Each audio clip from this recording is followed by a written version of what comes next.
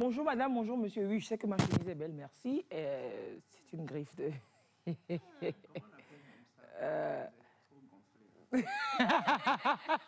C'est vrai, il y a quoi le pompon. Je sais que ma chemise est belle, oui, merci. C'est de chez Authentique Milliardaire, vous le savez. J'ai même plus besoin de vous le dire. Ah bah oui, s'il vous plaît. Je vous en prie. Ah oui, j'ai vu. Bah ouais. J'ai vu l'authenticité. L'authenticité en bas et le milliardaire est en haut. Ah là là là là là. Et donc, j'espère que vous allez bien et que vous pouvez avoir aussi une chemise comme ça. Mais sinon, ça va. Ouais, ça coûte Bon, ça peut aller. Ça coûte même pas très cher. Même pas un peu. Ouais. Mais bof. Ça coûte pas très cher en CFA, en tout cas. Oui, et puis quand on aime, on compte pas, quoi. Que c'est ça, ici. Mais je vous promets. Puis tu vois. Publicité des serveurs, c'est plus que pour toi. Normalement, il faut bien servir. Oui, ça, la boutique là doit bien servir. Non, parce que publicité, mon il fait là. C'est lui. Oui. Allez, filmez. Toi-même là, je ne sais pas comment je ne peux pas t'aimer. Comment ne pas t'aimer? Comment ne pas t'aimer? On n'a même pas encore dit bonjour. Bonjour, je me demande si Firmin n'est pas actionnaire. C'est vrai. Authentique. C'est vrai. Firmin n'est pas actionnaire. Firmin, il a le réflexe. C'est incroyable. C'est-à-dire qu'à peine tu parles de tout ça avec viande. Ah, il te le sort. Non, c'est pas pour rien que je l'aime plus que toi. Ah bon, seulement le dimanche. Moi, c'est dimanche. Merci. Merci, Eleonore. Bon réflexe. Allez, j'espère que vous allez super bien. Alors, cette boutique dont on parle là, qui vous sert des pailles ici, d'ici et d'ailleurs, de partout d'Afrique. Cette boutique dont tu parles là, elle est unique. I leave you the floor just to continue. Hein? Parce que you are doing it better than me. You me frimer. Ah, c'est pas vendredi, je parle anglais. But you are doing it. You're doing it better than me, huh? You see? Yes, I'm ready for that. Yeah. Yes. What else? He was saying just now that the boutique, this shop. L'invité se demande ce qui se passe. Mais l'invité se demande est-ce qu'on a commencé, est-ce qu'on est en direct? Il doit se poser mille et une questions. Monsieur l'invité, on a commencé, j'arrive tout de suite. J'ai même une cérémonie que je vais vous faire tout de suite ici. Vous allez découvrir. Oui, non, les belles images que tu ramènes, pourquoi se priver des belles choses le dimanche matin? Donc, c'est juste en face du collège protestant de Lomé, pour tous vos pailles, pour toutes vos tenues authentiques, branchées. Voilà les numéros. Vous appelez, vous photographiez simplement l'écran. Et puis, c'est quel appareil photo qui prend? Oui, ça dépend de l'appareil photo. Si vous photographiez ça avec un appareil photo chinois, ça va faire... Indien. Indien. C'est les gens, mettez l'appareil photo derrière, ça fait... Ouais, voilà.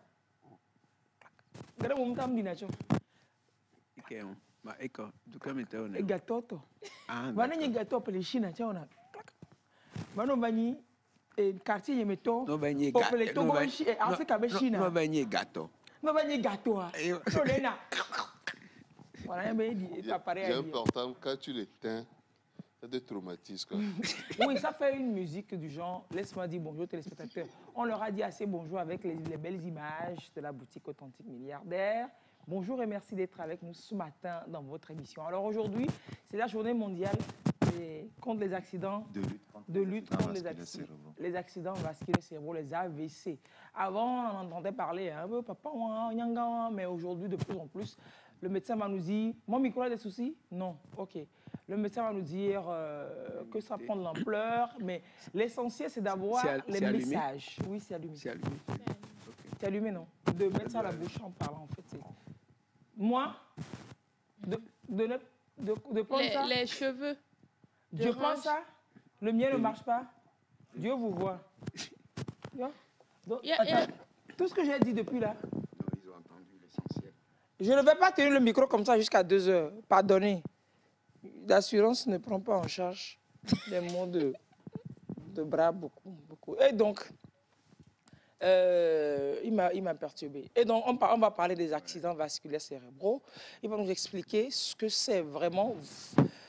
Mais on gardera, le message qu'on gardera, c'est en fait comment prévenir, quoi. Comment tout faire pour prévenir, lutter contre, ne pas rentrer dans le cercle vicieux de ces maladies-là. Et puis surtout, aussi reconnaître les premiers signes. Parce que quand on parle de AVC, là, c'est la vitesse d'action, c'est la rapidité d'action. C'est que vite, chap, kaba, et sauver la bagbe. Alors, bienvenue à vous. Tout de suite, vous allez assister à une cérémonie de... On a même vérifié. Connu.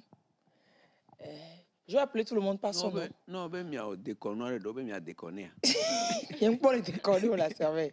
Je vais appeler tout le monde par son nom et tout le monde va dire présent. Maintenant, si j'appelle quelqu'un, il ne faut pas que la personne soit surprise. On s'en fout. Surpris ou ou pas. Je sais qu'il y a quelqu'un qui sera. Je sais qu'il y aura quelqu'un qui sera surpris ici de ce qui va arriver. Gracia egom ama comme l'envie. Gracia egom ama comme l'envie. C'est pas fini. Gracia egom soyo. Ah, Gracia egom soyo comme la vie. Quoi question? C'est fini. Ama. Présent. Présent. C'est le fils de Piapita. Et ça fait comme là. C'est ça, non? Il y a de Piapita. Oui, souvent quand la maman donne parfois un nom de chez voilà, elle. De chez elle aussi. Et n'y quoi? Comme là. Ah, comme là. Moi, peut être comment? Moi, tu es un métis. Pita et Pialo, moi, bien. Oui, moi, Pio, Pialé. C'est un métis. Et nous, ça, moi, peut comme là, ça peut être. Moi, Pio, Pialé. Moi, mes enfants, il y en a qui sont d'Agoué aussi. On mélange. Mais Agoué, il va te résoudre.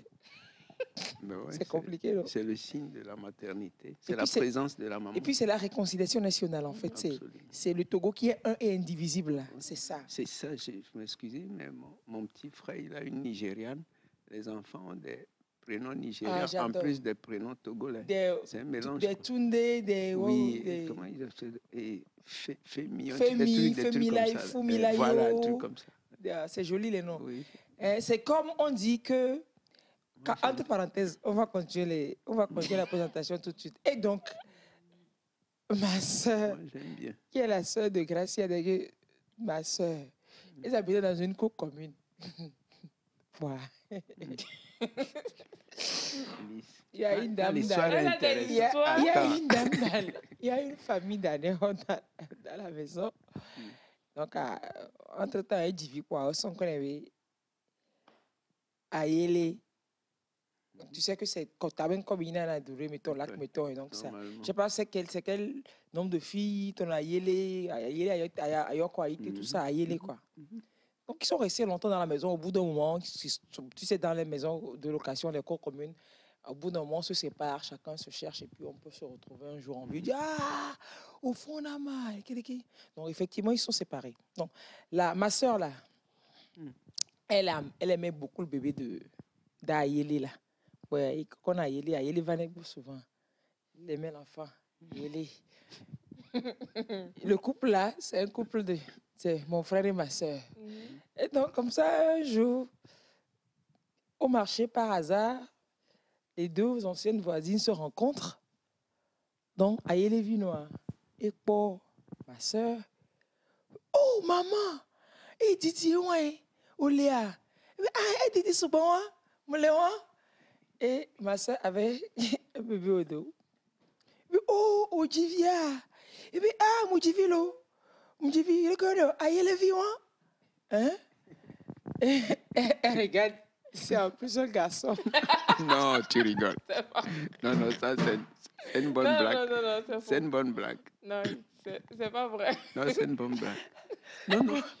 Bonjour. Non, Lys, mais à propos... Bonjour à tous ceux qui aiment les prénoms des autres. Non, à propos des noms, là, Lys, tu ne peux pas... Mais il y a des gens qui prennent des noms de famille comme prénom. Oui, Chirac, j'ai un petit voisin au quartier, il est en seconde, il s'appelle Chirac. Voilà, c'est son prénom. Non, il ne s'appelle pas Chirac, s'il vous plaît.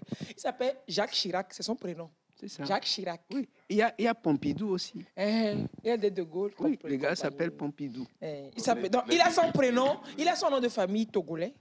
Et son prénom, je pense qu'il y a un nom de Djigbébé et Jacques Chirac. Jacques Chirac. C'est tout comme chef de gare et compagnie, fête Nate et compagnie. Vous connaissez toutes ces histoires. C'est des fois pour rigoler. Mais très souvent, c'est vrai aussi. Oui, mais là, c'est réel. Le Pompidou dont je parle, il non, le Jacques Chirac aussi, voilà, c'est vrai. Ça, il y a ça sur MBA. Oui, bien sûr. Bonjour, mes voisins, mes Jacques Chirac. Bien sûr, oui. Bon, peut-être que l'enfant, on le prédestine à être président, etc. Donc, je crois que les parents, ils aiment bien le nom qu'ils entendent là, ben, lui, ils ne se prennent pas la tête pour savoir si c'est prénom ou c'est un nom. chef de gare, voilà, c'est un titre ou bien si donc, ils mettent. Quoi. Il y a quelqu'un qui s'appelle Mitterrand parce qu'il est né le jour où Mitterrand est venu au Togo. Mitterrand, c'est même Mitterrand. Mitterrand, c'est même Mitterrand. Le talent. C'est vrai, on perd ses cheveux. C'est vrai, on perd ses cheveux. Vous allez me faire un massage parce que là, je risque de n'aviser. Alors, je continue mon appel. Kodjovi, Ayaba et Léonore. Présente. Très bien. Oh, attends. Et vint le moment où... Attends. Qu'est-ce qu'elle va sortir? Oh. Docteur, vous vous taisez seulement. Non. Tout le monde se tait. Je n'ai pas encore parlé. C'est vrai, qu'est-ce qu'il y a? Attends. On fait juste l'appel et puis vous êtes dans cet état? Je ne sais pas, tu réserves quelque chose. Et moi, t'es surprise. Je m'en méfie. Non, comment c'est Kumako. Ah oh. Oh. Il va commencer. Michel, il y a encore quoi ton corps, mais ton Kumayo. Je vais appeler que trois noms. Michel Servet, Kumako. Oui, présent. Il est surpris. Mais oui, présent. Je croyais qu'elle allait sortir quelque chose, quoi. Oh. Oui, vous avez quelque chose à cacher? Non, Kokou. Kokou, oui. Et puis, Michel Servet, Kokou, Kumako. Et puis, Ata Simé. Il y a trop dit. Non, c'est Ata Simé. Voilà. Kokou, Michel Servet, Kumako. Voilà. Ata Simé, c'était quand on devait changer les noms. Que papa m'avait donné ça. Ok. Et il a gardé le Servet quand même. Oui, voilà, après. Puisqu'après, on nous a permis de revenir. De reprendre. De reprendre. Alors, je vous présente... Je sais quoi votre titre, me dit, parce que pour les médecins, là, les docteurs, là, c'est docteur ou c'est professeur, il ne faut pas... Il y a que docteur. Professeur Vignon Kumako, bonjour. Non. Bonjour. Ah oui. Ah ben oui. Vous l'écrivez comment, votre Kumako? Ah non, Manotino. C'est un réunion de famille. Ce matin, là, je vais une réunion de famille ici. Il a fait comme si Attends. Bah oui, il est dans le coup. Donc, je vous présente... Finalement, c'est vraiment Servet qui est surpris. Ah oui, c'est ça. Je vous présente Ata Simé, Kokou, Michel Servet Kumako de Nyamasila. Et je vous présente Vignon Kumako de Baguida. Oui, c'est comme ça, oui. Voilà. Les Kumako sont semés un peu partout. Ouais. Il y en a qui ont bougé pour aller à l'intérieur. Ils ont semé, leurs parents ont semé à tout vent. Non, c'est pas... C'est des... Comment on appelle ça? Les mouvements de... Les migrations. Les migrations qui ont fait ça. Maintenant, les vrais Kumako, je demandais hier au professeur que moi, je suis vrai Kumako. Que moi. Vous deux, là, je ne suis pas sûr de votre Kumakoïsme. Mais je suis sûr que moi, je suis vrai Kumako. Sinon, Kumako, oui, il écrit le sien avec K-U. C'est pas K-O-U. Ah, okay. Ben, nous, en principe, c'est pas, ça ne doit pas être OU, mais bon, je crois que c'est en français qu'on met OU. Ils ont francisé. Exactement. Ah, donc c'est finalement le professeur qui est le vrai Kumako. Parce qu'il a gardé le... Moi, je lui faisais la guerre. Moi, je suis le vrai faux Kumako. Tu es le vrai faux Kumako. Le vrai faux Kumako. Ben, merci. Mais visiblement, dans votre famille, les Kumako, c'est de belles têtes. Jolies. Des gens... Oui, vous connaissez, vous dépassez l'université de Lomé. Vous avez Mitola campus anti. Mitola université anti. Kaka mitola anti. Ah mitola karanja anti mijena moka ina d'apprendre goji. Je me demande s'il y a un nom de famille Kumako Akuma. Akuma Konda. Dans tout Kuma. Est-ce qu'il y a des Kumako? Je ne suis pas sûr. Il y a, alors qu'il devrait y en avoir. Il y en a dans le... Recenser tous les noms là-bas. Il y en a au Ghana, il y en a dans le Bénin, dans le Mono au Bénin. J'ai fait l'université avec un Kuma. Lui, il écrit son Kumako de la même façon que moi. Toi, mais vraiment inconnu au régiment. Voilà, je promets. C'est là qu'on s'est rencontrés, à Calavi. Même nous, dans notre famille, il y a certains qui écrivent avec OU. C'est ça. Ah. Bon, bientôt l'Assemblée générale ordinaire des Kumako du Togo et d'ailleurs. Alors, professeur Kumako, vous êtes chef service de neurologie au CHU de Kara, oui. Centre hospitalier universitaire de Kara. Le centre devient universitaire quand il y a une université à côté ou dans la ville. Le centre est associé, en fait, parce que ceux qui y travaillent sont des enseignants. Médecins enseignants à l'université et qui ont pour rôle de former les futurs médecins. C'est ça. Donc, le CHU a pour objectif de former les futurs médecins. Donc, ils vont à l'école là-bas, ils vont apprendre la théorie et ils viennent faire la pratique à l'hôpital. Ouais. Donc, quand il y a une université. Pendant qu'on y est, j'ai besoin aussi de certaines précisions. Quand est-ce qu'on parle de clinique? Quand est-ce qu'on parle d'hôpital? Oui, en fait, les cliniques, on suppose que il y a clinique, il y a polyclinique, voilà. Il y a hôpital, voilà. Il y a dispensaire. C'est ça. USP. Il y a quoi la USP. différence? USP, c'est les unités de soins périphériques. C'est-à-dire que là-bas, au Togo, c'est habituellement les infirmiers qui sont dans les USP. Donc, les dispensaires, on peut avoir peut-être un médecin, mais qui n'est pas spécialisé, etc. C'est un généraliste. C'est un généraliste? Oui, il peut être un généraliste. Mais il n'est pas souvent là. Comment? Non, si, il est là. Okay, mais seulement que souvent, il est seul. C'est-à-dire qu'on ne fait pas de grosses choses là-bas, en fait. Maintenant, les CMS et les CMS. Les centres médico-sociaux. Donc, c'est un CMS. Aussi là-bas, il y a deux types de CMS. Il y a des CMS à médecin et des CMS sans médecin. Okay. Donc, des CMS aussi, c'est un peu des unités un peu périphériques. Okay. Là, en fait, nous avons 3 niveaux au Togo, 3 niveaux de classification des malades. Il y a le niveau basique. Maintenant, les cliniques aussi font partie de ces niveaux basiques-là. Les cliniques? Ah bon, les cliniques? Oui. Puis, on suppose que quand ça ne marche pas là-bas, il faut référer dans un centre plus avancé où il y a plusieurs têtes pensantes. Donc, dans les hôpitaux, il y a plusieurs médecins et des spécialistes. Maintenant, dans les CHU, qui sont plutôt des centres de formation, donc ils sont toujours à la page de la prise en charge. Et là, c'est des professeurs. Il y a plusieurs. Dans la formation, il y a les professeurs, il y a les maîtres de conférences, il y a les maîtres assistants, il y a les assistants et les praticiens hospitaliers, tout court.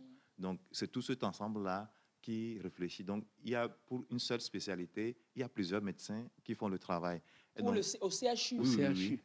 Et donc, dans les cliniques, souvent, c'est un seul, etc. Donc, il y a, en termes de plateau technique aussi, il y a aussi souvent des différences. Mais normalement, au CHU, le plateau technique devrait être plus important, c'est ça? Oui, puisque c'est le centre de référence. C'est-à-dire que c'est le dernier centre de recours en termes de prise en charge. Quelqu'un se demande ce que c'est qu'un plateau technique. Un plateau technique. C'est l'ambassadeur des marginalisés, des vulnérables sur le plateau. C'est l'ambassadeur de couche. Le plateau technique, c'est les capacités, je dirais, d'exploration ou bien d'analyse qu'a un centre. C'est-à-dire que de prise en charge. Okay. Donc, en termes de plateau technique, ça peut être des images, ça peut être des examens biologiques de sang, ou bien des liquides. Les images dont il parle là, c'est radio, scanner, etc., mammographie, tout ce que vous savez là. L'examen biologique, là, c'est quand on te pique, on enlève le sang, bien tu apportes tes excréments, tu apportes tes machins, puis mettre des trucs dessus, voilà. On peut faire on peut prélever l'ADN, on peut rechercher est-ce qu'il y a des maladies, par exemple. Il y a des maladies pour lesquelles on pense que ça vient des parents, etc., ou de la famille. Donc, on peut aller chercher tout ceci. Donc, en fonction de la technologie qu'il y a dans le centre, est-il que les centres de référence sont les derniers centres en termes de recours. Donc, quand on passait d'escalier en escalier, c'est le dernier niveau. Le CHU. Oui, c'est le dernier niveau. Non, c'est que si c'est au CHU, voilà, on n'a pas de solution pour toi. C'est que... Bon, c'est plus difficile. C'est que c'est pas très facile pour toi. Donc, au Togo, il y a 3 centres de référence. Il y a 3 CHU maintenant. Il y a 3 CHU? Oui, il y a le CHU Cara, le CHU Campus. Et le CHU. Ah oui, Campus. Sylvanus Olympio. Oui, c'est vrai. J'avais oublié complètement le Campus. Oui, c'est vrai, c'est vrai. Oui. Mais donc, maintenant, en plus, le centre qui se dit maintenant de référence, quand on dit référence en maintenant, fait, ici, c'est un centre de référence en termes de plateau technique. Maintenant, sinon, les centres de référence en termes d'organisation des soins, c'est 3. Les 3 là. C'est les CHU qui sont. Donc, clinique n'a rien à voir avec le caractère privé de la chose. Pas forcément. Puisque même au CHU, au Sylvanus, il y a une clinique. Oui, on parle de clinique là-bas. Oui. Clinique, ça suppose que c'est des soins. Il y a des médecins là-bas qui font un truc spécialisé. Quand il y a plusieurs spécialistes, on parle de polyclinique. Polyclinique. C'est-à-dire que normalement, clinique, c'est Ça doit être spécialisé. Une spécialité. Donc, clinique ophtalmologique, clinique dentaire, clinique machin. Donc, quand il y a plusieurs spécialités, ça fait polyclinique. Moi, je me dis, quand on parle de clinique, je me dis, c'est pour les riches. Quand on dit, tu es spécialisé à la clinique au CHU. En fait, c'est parce que quand les gens au Togo, du moins dans le pays, mettent en place des structures en privé, souvent c'est un seul spécialiste. Donc, ça fait clinique. Maintenant, quand il y a plusieurs spécialités, ça fait polyclinique. Et si vous, en fait, avant, le cœur, par exemple, c'était une clinique. Après, c'est devenu polyclinique. Maintenant, c'est devenu hôpital. Ah, le cœur est devenu hôpital, parce qu'il y a plusieurs structures. Maintenant, là-bas, en fait, ils ont un plateau technique assez relevé. Il y a plusieurs spécialistes et ça fonctionne maintenant comme un hôpital. En fait, c'est le mode de fonctionnement et les praticiens qui travaillent qui fait changer le nom de la structure. En hôpital. CMS, USP, tout ça là, c'est le niveau ou bien le niveau de prise en charge ou ceux qui travaillent, c'est-à-dire que leur profil, dans les USP au Togo, c'est souvent les infirmiers. En fait, c'est une délégation. Parce que théoriquement, les infirmiers n'ont pas le droit de prescrire. Prescrire des soins, mais donc, c'est une délégation qui est faite à ces personnes pour qu'elles puissent prescrire. Maintenant, les sages-femmes, par contre, elles peuvent prescrire jusqu'à certains seuils. Donc, il y a des choses qu'elles ne peuvent pas prescrire, par contre, mais il y a des choses dans leur... Puis, c'est des spécialistes de l'accouchement, donc elles peuvent prescrire tout ce qui est dans le domaine de l'accouchement, mais pas autre chose. Est-ce que les cliniques et les hôpitaux privés, là, par exemple, payent des impôts? Oui, tout le monde paye les impôts. Oui. Est-ce que vous payez par rapport à votre plateau technique? Là, il faut peut-être poser la question aux experts. Je ne sais pas sur quelle base. Je sais que les cliniques paient des impôts. Les critères de paiement des impôts, je pense que ça est sur le chiffre d'affaires. Ce n'est pas par rapport au plateau. Maintenant, ça se peut que tu aies un plateau technique assez fourni. Donc, le chiffre d'affaires doit être élevé. En principe. Les impôts là-bas doivent être également un peu plus élevés. Donc, ce n'est pas compétent. Je pense qu'en fait, théoriquement, l'impôt, c'est par rapport à votre revenu. En principe. Donc maintenant, si le revenu est élevé, donc l'impôt est élevé. Mais par contre, je pense que les publics paient des impôts. Les privés? Les privés, oui. Mais le public en principe, le public non. est dans le social. Voilà. Et en fait, par exemple, une consultation dans le public, c'est 3 000. Dans les CHU. Donc, vous voyez que c'est vraiment social. Donc, on ne peut pas demander, lorsqu'on fait du social, de payer des impôts. Ils payent déjà quelque part. Oui, ils payent. En fait, ils payent de façon indirecte. Tout à fait. Ils fournissent des soins sociaux à la population. Et donc, par exemple, chaque pays a sa particularité. Quand vous allez, par exemple, au Gabon, en fonction de la personne qui vous consulte, ce n'est pas le même prix. Mais au Togo, on l'a uniformisé, quel que soit le profil de la personne qui vous consulte. Puis, par exemple, au Gabon, si vous voulez une consultation de professeur, dans le public, ce n'est pas le même prix qu'une consultation de praticien. C'est-à-dire qu'il y a, en fonction du niveau, puisque dans les CHU, il y a plusieurs niveaux. Oui, c'est dans le public. Maintenant, dans le privé, je ne sais pas comment il fonctionne. Dans le privé, je ne sais pas comment le privé fonctionne. Mais est-il que là-bas, quand vous voulez voir un professeur, ce n'est pas le même prix que lorsque vous voyez un médecin.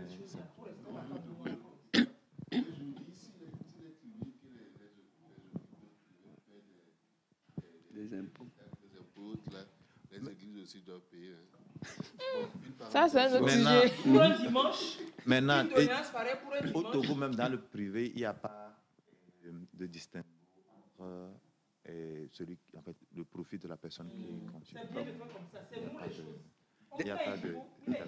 Ma dernière question d'introduction, quelle différence y a-t-il entre un médecin et un docteur? Non, un docteur, c'est le doctorat, c'est le grade, le diplôme en fait. Et un médecin, c'est la profession médicale, en fait, c'est-à-dire qu'après avoir fait un certain nombre d'examens, tu deviens médecin. Tu peux être médecin sans être docteur. C'est ce que je voulais savoir. Donc, quand tu finis ta formation médicale, tu deviens médecin. Interne ou des choses comme ça dont on parlait. Interne, c'est que tu es presque médecin, mais il faut valider. Il y a quelque chose qu'on appelle synthèse clinique. Et il faut avoir validé les synthèses dans toutes les spécialités. Et en ce moment, on devient médecin. Et donc, le médecin est presque prêt pour la soutenir. Quand tu soutiens, tu deviens docteur. OK.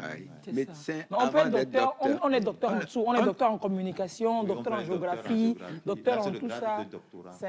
Quand tu as ton doctorat, tu es docteur. Mais on est tout docteur et médecin. Non. Non. Non. Après, je parle du domaine médical. Oui. Sur le plan médical. Tu es docteur. Oui. Parce que tu es déjà médecin. Oui, c'est ce que je vais dire. Oui. Voilà, c'est ça. Je vais vraiment marquer l'étape. Tous les médecins ne sont pas docteurs, mais tous les docteurs sont médecins. Voilà, c'est ce que je voudrais voir. Et seulement dans votre domaine. Je ne parle pas des autres doctorats. Moi-même, je vais faire doctorat en communication. Même avant, on n'appelait pas ceux qui ont fait d'autres doctorats là, docteur. Si, on dit docteur en.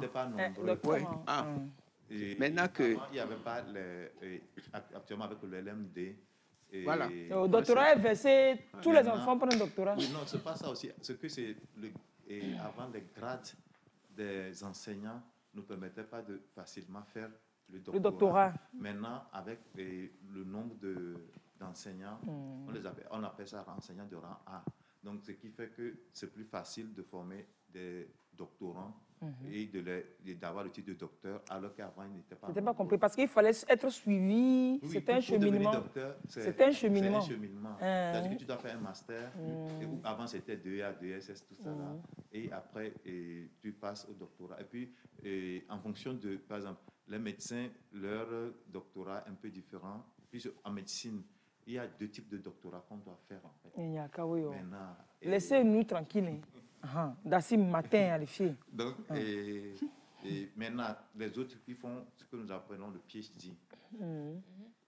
Et puis, les gens qui font ça, mettent ça sur les PhD, c'est doctorat, ça, non? C'est seulement doctorat, là, ça, là, non? C'est pas plus que doctorat, non? Non, le PhD, c'est le doctorat. C'est doctorat en anglais. Il y a plusieurs types de doctorats. Oui, mais c'est PhD, là, c'est doctorat seulement. J'ai dit, donc moi-même, tout de suite, là, je peux faire PhD, ça, hein? Mais si tu te fâches, même tu fais PhD. Et puis, je dis, je me fâche même ici le soir, mon PhD. Tu veux dire PhD en colère? Mais allez, tu te fâches. PhD là, les gens qui ont fait PhD là. Quand ils écrivent PhD là. Respect au PhD. PhD, ce n'est pas facile. C'est pas évident. Puisque, en fait, pour faire PhD, il faut avoir fait les 3 ans. Théoriquement, on dit 3 ans, mais ce n'est pas 3 ans de licence. C'est-à-dire qu'il faut valider les 3 années de licence. Et on peut le valider. Licence qui est, excusez-moi, licence qui a versé, master qui est versé. Tous nos enfants ont master. Non, on n'a qu'à partir à partir de master. On n'a qu'à partir à partir de recherche et les masters professionnels. Les professionnels ne font pas doctorat. Maintenant, quand tu fais master de recherche, c'est au moins 2 ans. Maintenant, pour faire le PhD, c'est au moins 3 ans. Et aux 5 ans, et aux 3 ans. Tout le monde a master aujourd'hui là. Maintenant, les 3 ans, c'est des recherches. C'est-à-dire que ce que tu fais, c'est quelque chose qui apporte quelque chose à la science. C'est-à-dire que tu ne vas pas aller faire quelque chose que tout le monde connaît. Mingbo, docteur, professeur, Mingbo là. Va faire le PhD. Maintenant, au niveau médical aussi, en fait, même quand tu es le professeur, c'est un rang d'enseignement. Donc, tu es toujours docteur, mais en termes de titre, tu es élevé. Tu es professeur. Puis là aussi, c'est un autre circuit. Donc, il faut faire 3 ans, 2 ans, et puis 3 ans. Vous passez vos vies à l'école. Mais c'est bien. Ça fait à peu près 8 ans si tu vas dans après tes études de médecine, après le doctorat. Après la spécialisation qui est 4 ans. Après le doctorat, excusez-moi, après le doctorat, c'est 7 ans, non? Ça dépend. Après le doctorat, 8 ans. Spécialisation combien d'années? 4 ans. Après spécialisation, 4 ans. 4 ans ou 5 ans. Et tu refais quoi? 7 ans? Ça fait 8 plus 4, ça fait à peu près 12. 12 Maintenant, après, tu vas refaire 8 ans. Pour avoir professorat. Oui. Moi, ça colle le moto. Non, arrêtez-moi ça. C'est bien, hein? Continuez, félicitations. Dieu a donné des dons à chacun. Il y a des dons de professorat pour certains et des dons de colicora pour d'autres. Non. Non, c'est dans le... Ça aussi, en fait, dans l'enseignement, il y a des spécialités, ou du moins des enseignements dans lesquels on fait l'agrégation, notamment en droit, en économie, en gestion et en médecine, où on passe l'agrégation. Là, et quand vous passez la maîtrise d'assistanat, vous allez devant un jury et devant lequel vous présentez un certain nombre de choses. D'abord, il y a un premier stade où vous présentez ce que vous êtes, ce que vous avez fait, ce que vous connaissez. Et donc, si le jury estime que vous êtes digne de passer au stade suivant, donc vous passez. Donc, le deuxième stade, en médecine, vous allez présenter un cours. On vous donne un temps, vous allez préparer un cours que vous allez présenter devant le jury. Et si vous êtes digne si on suppose que ce que vous avez présenté comme cours est bien fait, donc là, vous passez maintenant à un troisième stade où on vous donne un malade. Ça va finir un jour. Les stades là. En vous traitez même un malade. Il sait que lorsque le malade sait qu'il est cobaye. Ou bien vous-même. En fait, ce n'est pas des cobayes. On vous donne un malade, tu l'examines, tu viens présenter tout et tu traites le malade. Donc, si le jury estime que c'est bien, en ce moment, tu es promu maintenant au grade d'agrégé. Maintenant, quand tu arrives à agrégé, c'est bon, tu peux t'arrêter. Mais si tu veux, tu peux faire encore d'autres choses. Quand on est agrégé, en fait, c'est maître de conférence agrégé. Oui. Donc là, en ce moment, il faut devenir maintenant professeur titulaire. Il faut 3 ans maintenant, il faut faire des recherches et faire des publications. Et avant tout ça, là, quand tu deviens assistant, il faut faire des publications. Continue pas à faire des publications. Je dis maintenant, si tu as fini de faire des publications 3 ans là. En fait, les publications n'arrêtent. En fait, notre vie. C'est la publication. Maintenant, vous publiez, mais le titre, c'est bon. Et vous êtes maillon, c'est le tableau, c'est le général de l'armée, ça. Maréchal, qu'on vient. Je dirais le tableau fini. Mais après, comme vous êtes habitué à aller à l'école, il va dire qu'il va faire un titre dans une autre discipline. On va appeler ça professeur titulaire de classe exceptionnelle. Non, classe exceptionnelle. Les histoires de classe exceptionnelle, c'est pas rapport à la grille. C'est au grade à la grille. En fait, il y a des points qu'on donne. Et puis, en fait, il y a des niveaux, arrivé à un niveau, tu ne peux plus monter. On dit classe exceptionnelle. Non, mais sérieusement, bravo à tous les docteurs, bravo à tous les professeurs, bravo à tous les PhD. Non. PhD, non? PhD. Super. Et donc, dans tout ça, vous êtes allé à l'école, donc vous avez fait vos 8 ans pour être docteur. Et la spécialisation 4 ans. Au moins. 2 spécialisations. Oui. En neurologie. Moi, je suis un un neurologue, c'est celui qui travaille avec les nerfs. Non, en fait, la neurologie, c'est toutes les maladies du cerveau, de la moelle épinière, des nerfs et du muscle. Oui, les muscles, tout ce qui... OK. Nous, c'est pas moi. OK, d'accord. Donc, toutes les maladies du cerveau, de la moelle épinière, des nerfs et des muscles. Qu'est-ce qui vous a décidé à vous orienter en ça quand vous aviez fini votre doctorat et vous deviez vous spécialiser? On fait des tours pendant nos formations et arrivé un moment, vous êtes attiré par une des disciplines. Donc, c'est vous qui choisissez ou on vous l'impose? En fait, c'est vous qui choisissez. D'accord. En fonction peut-être des besoins aussi sur le terrain? Non, pas forcément, non. En fonction de la discipline qui vous attire. Ce qui te plaît. C'est comme choisir une femme. Ichi? Ou un mari. Si c'est ça seulement là. Si c'est choisir une femme, c'est que les gens vont faire plusieurs trucs de la spécialisation. Parce qu'ils choisissent la neurologie aujourd'hui. Demain, ils passent, ils voient que l'ophtalmologie aussi, c'est pas mauvais. Ils prennent l'ophtalmologie, ils déposent. C'est ça qu'on appelle polygamie là. Choisir une femme. Non, mais il n'y a pas polygamie. Parce que c'est long. C'est très long. Donc, maintenant, en neurologie, il y a encore plein de sous-spécialités. Jusqu'à ce que tu as fini là-bas pour aller prendre une autre femme, c'est que c'est long. Non, en fait, c'est que quand vous finissez en Afrique, et habituellement, on est neurologue généraliste. Parce qu'on fait un peu de tout de la neurologie. Mais les neurologues, en fait, nous faisons encore des sous-spécialités. Et c'est en moyenne 2 ans. La sous-spécialité. Vous n'avez pas fini avant la fin de la vie. Mais continuez, du courage. Toute leur vie, c'est recherche. Du courage. Tant que c'est pour nous servir. Études de recherche. Pour voir comment soigner le mieux. C'est ça que je dis, que tant que c'est pour nous, Continuez. Docteur, vous-même, vous n'avez encore rien fait. Continuez. Hein. Continuez seulement. Continuez. Yako. Il y a du courage. Abora les ojis. Et mi toi bien d'abora les ojis, non? Et miodo. Abora les ojis. Donc, vous prenez les cardiologues aussi. En fait, dans toutes les spécialités, il y a des spécialités. Maintenant, quand on appelle un professeur docteur, il ne doit pas se fâcher, non? Non, on ne se fâche pas. D'accord. Parce qu'on est docteur. Ils sont docteurs. Le professorat, ce n'est pas un diplôme, en fait. C'est vrai que chez nous, il y a l'agrégation. Tu vas devant un jury, mais ce n'est pas un diplôme. C'est-à-dire que le diplôme, c'est le doctorat. Donc, les autres, c'est les titres. C'est pour cela que vous verrez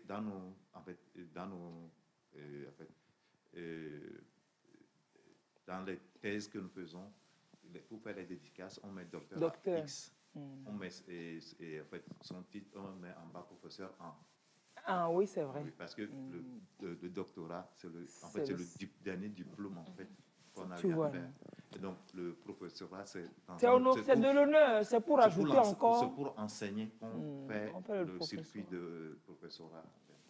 Et donc vous êtes allé vous spécialiser pour venir fouiller dans nos cerveaux et dans nos muscles et dans nos moelles épinières et jusqu'à dans l'une des maladies du cerveau. Non, du corps entier, c'est AVC là, non? Oui, en fait, c'est le cerveau qui commande tout le corps. Oui. C'est la télécommande. En fait, vous voyez, l'unité centrale lumière que nous avons ici, là, ça vient de Akosombo. Oui. Si Akosombo a une panne, on n'aura pas de lumière ici. Même si les prises, tout ça, la marche, il n'y aura pas de lumière. C'est ça. Et c'est pareil, c'est le cerveau qui donne tout ce que nous faisons, ce que nous voyons, ce que nous la parole même. Tout ce que nous faisons, c'est le cerveau qui commande. Donc, et les centres sont sur le cerveau. Donc, si, par exemple, comme aujourd'hui nous sommes venus parler des AVC, globalement, les AVC, c'est quoi? Il y a deux types d'AVC. Il y a les AVC hémorragiques, les AVC ischémiques. Un AVC hémorragique, c'est quoi? C'est une rupture d'un vaisseau du cerveau et le sang inonde le cerveau. C'est-à-dire que le vaisseau éclate. Éclate, oui. Quand le vaisseau éclate et que ça se déverse dans le cerveau, il y a une partie du cerveau qui est tuée, en fait. Grillée. Oui, grillée. Irréversible. Oui, irréversible. Les cellules qui sont là-bas meurent. Et donc, la fonction qu'elles devaient assurer... C'est fini. C'est fini. Et donc, par exemple, si c'est la partie qui bouge les membres, donc la personne va perdre l'usage. Il n'y a plus rien à faire que Batrova. Et quoi? En fait, là aussi, il y a quelque chose que nous appelons plasticité cérébrale. C'est-à-dire que le cerveau a la capacité de relocaliser une fonction perdue. Mais ça dépend de la taille ou bien de l'importance de la lésion que le cerveau a subie. Oui. Donc, si la taille est très importante et que l'âge du cerveau, etc., et la motivation même de la personne qui a subi la lésion n'est pas grande, la délocalisation qui se fait ne sera pas tout à fait complète. Ça peut être partiel. La personne va marcher, mais il y aura des grandes séquelles. Maintenant, il y a des gens qui font des AVC, ils s'en sortent sans séquelles aussi. À peu près, c'est un tiers. C'est-à-dire qu'il y a un tiers de personnes, et après un AVC, qui peuvent retrouver une vie quasiment normale. Il y a un tiers qui vivent avec un handicap plus ou moins... plus ou moins important, et un tiers qui décède à peu près. Vivement qu'on ne soit pas dans le dernier tiers, là. Et donc, vous disiez que le sang, l'autre, quand c'est bouché... AVC ischémique, c'est-à-dire que c'est une question de tuyauterie. Hein. Les AVC, c'est une question de tuyauterie. Quand le tuyau s'éclate, c'est hémorragique. Quand le tuyau est bouché, c'est... Donc, c'est une affaire de plomberie, de tuyauterie. Oui, plomberie. Quand vous ouvrez votre robinet, que l'eau ne sort pas, il faut vérifier si le tuyau est éclaté ou bien c'est bouché. Donc, habituellement, c'est bouché, c'est ça. Donc, c'est pareil pour le cerveau. Dans 85% des cas, le tuyau est bouché. Donc, c'est du sang, un caillou qui bloque la circulation.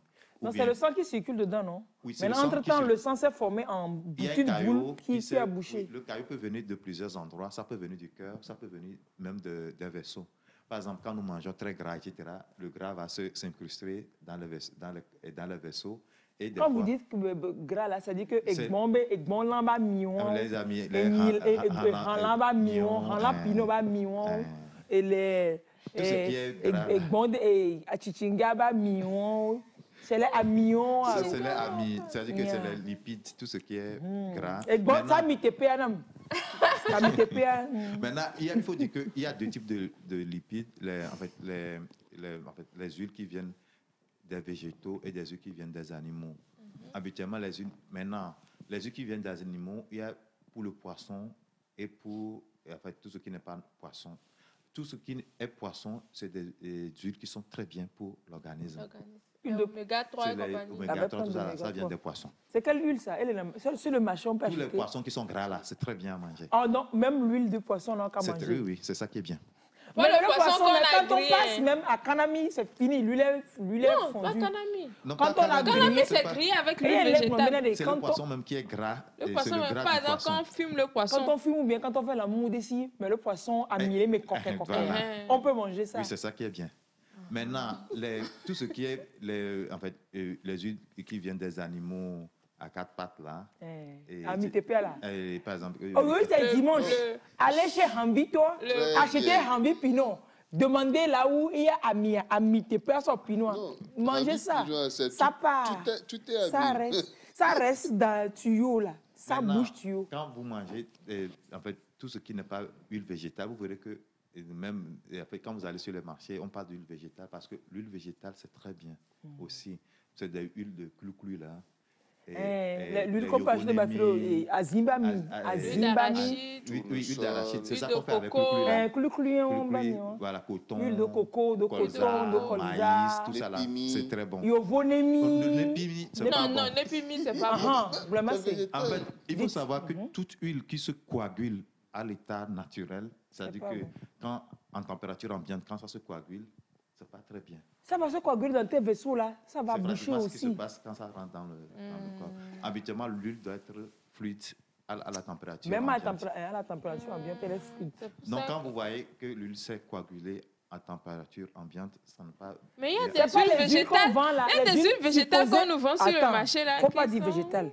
Il y a les huiles supposées végétales qu'on vend. Quand tu vas acheter même la bouteille avec laquelle on te... Non, mais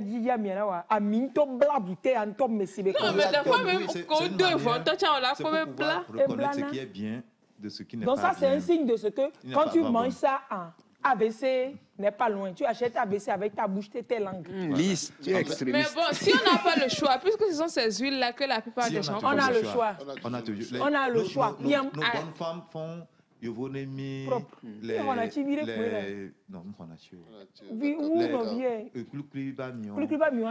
Ça, je connais pas. Bon, c'est ça. Oui, quand tu viens de Barcelone, l'huile d'arachide. Les femmes qui font clu-clu, les femmes qui font clu-clu là, comme et tona mi souvent, on les tient mi abatona. Donc, par exemple, quand j'achète la pâte d'arachide, quand j'achète la pâte d'arachide, l'huile qui est dessus là, c'est bon. C'est ça. Ok. Donc, quand on fait par exemple à Zindé, si on n'a pas besoin de mettre encore de l'huile. Oh, c'est quelle sorcellerie même ça. Il y a des gens qui se. On l'a quoi Zindé, il y a quoi Miregia. Ça, c'est les kamikazes. C'est les gens qui recherchent les AVC. Chacun a son objectif. Il y a beaucoup d'huile dans l'arachide. Arachide. Quand vous faites l'huile d'arachide, l'huile même sort. Il y a en fait la sauce d'arachide. Beaucoup d'huile qui sort. Et c'est là pour découper ça quoi la sauce d'arachide. Maintenant, il y a la manière dont vous faites. On peut faire la sauce d'arachide sans que l'huile ne sorte. Donc, quand vous voulez que l'huile sorte, vous êtes obligé de. Vous êtes obligé de mettre de l'huile dedans. Non. Maintenant, c'est ça que je dis. Non, on l'a pour découder si, excusez-moi, on l'a pour découder si à 2 midjammer. C'est ça que je vous dis. Ça dépend de la quantité d'huile que tu veux. Alors, oui, c'est vrai, ça dépend de la quantité d'huile que tu veux, effectivement. Non, et puis ça dépend de comment, à quel rythme tu vas arriver à l'AVC. Oh non, tout ne conduit pas à l'AVC quand même. Non, si, ça dépend de... Oui, mais plus tu manges d'huile... Non, je suis d'accord. Quand tu manges, même si c'est de l'huile végétale, tu en consommes trop. Il y en a toujours. Non, c'est dit. Un petit excès lisse dit que c'est AVC. Tout est dit. Elle va faire peur aux gens. L'huile d'olive aussi, c'est bon. C'est bon. Tout ce qui est végétal, c'est bon. Tout ce qui est vraiment végétal. L'huile d'olive, c'est, en fait, en termes de gradation, c'est le top best. Même dans les huiles d'olive, il y a différents niveaux aussi. Bien sûr. Différents types. Quoi. Mais les plus faibles des huiles d'olive même est mieux que l'huile végétale sur le marché qui est blana. C'est la manière dont on extrait l'huile. Quand on extrait l'huile à froid, c'est meilleur que lorsqu'on l'extrait à chaud. Parce que, par exemple, quand vous voyez l'huile de palme, la manière dont on fait ça chez nous, on fait ça à chaud. Donc, ça sature tout ce qui est radicaux libres là. Plus l'huile n'a pas de radicaux libres, meilleure l'huile est. Donc, et du coup... Amidien, c'est pas bon. Amidien, c'est bon, mais seulement que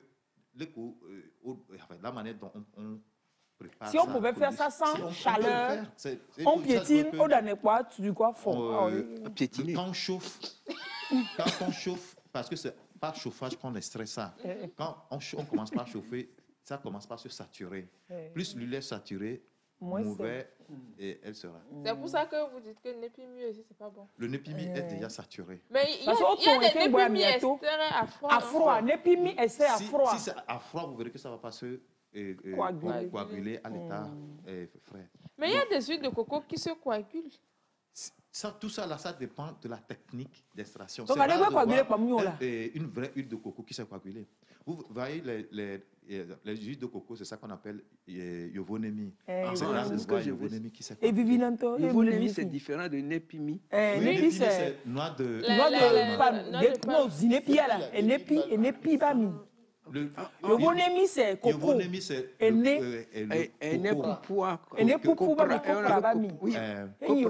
oui, donc on fait de l'huile aussi avec népi là. C'est bien, bienvenue. Ça vient des palmiers. En fait, le palmier, il y a deux types d'huile qu'on fait. Il y a l'huile rouge et l'huile de palmiste. Le népi qui est dedans. Et on sort de l'huile aussi dedans. Et ça même c'est deux. Ou alors à tête mort ibo. Après on est trop hé. Ou alors on l'a extrait à froid. Donc il y a différentes techniques. À froid. Donc les techniques d'extraction à froid, les noix de coco, on peut extraire l'huile à froid. Et c'est très bon. Et c'est très recherché en fait. On peut avoir des petites industries qui font ça ici, non? En fait, ailleurs ça existe. Ici c'est brasserie. Avant le Togo était un grand producteur de ces genres de choses, mais maintenant, il n'y a plus de grands champs de cocotiers. Pas de Souza avant, c'est la richesse des Souza. Actuellement, quand vous allez au Ghana, il y a encore des milliers d'hectares qui sont assignés à la production. Il faut le copra. Il faut le copra. Au Togo, on n'en a plus. Tous les cocotiers de... Avant la côte togolaise, c'est plein de cocotiers. Oui. Donc maintenant, il n'y a presque plus. Il n'y en a plus beaucoup. Il y a maintenant plein de bars. Maintenant, on est en train de... Il y a plein de bars sur la plage. Bar le cocotier. Ça remplace le cocotier. Vous avez vu, on a semé, on a replanté les... Mais il faut attendre. Dieu va faire. Pour entretenir ces cocotiers.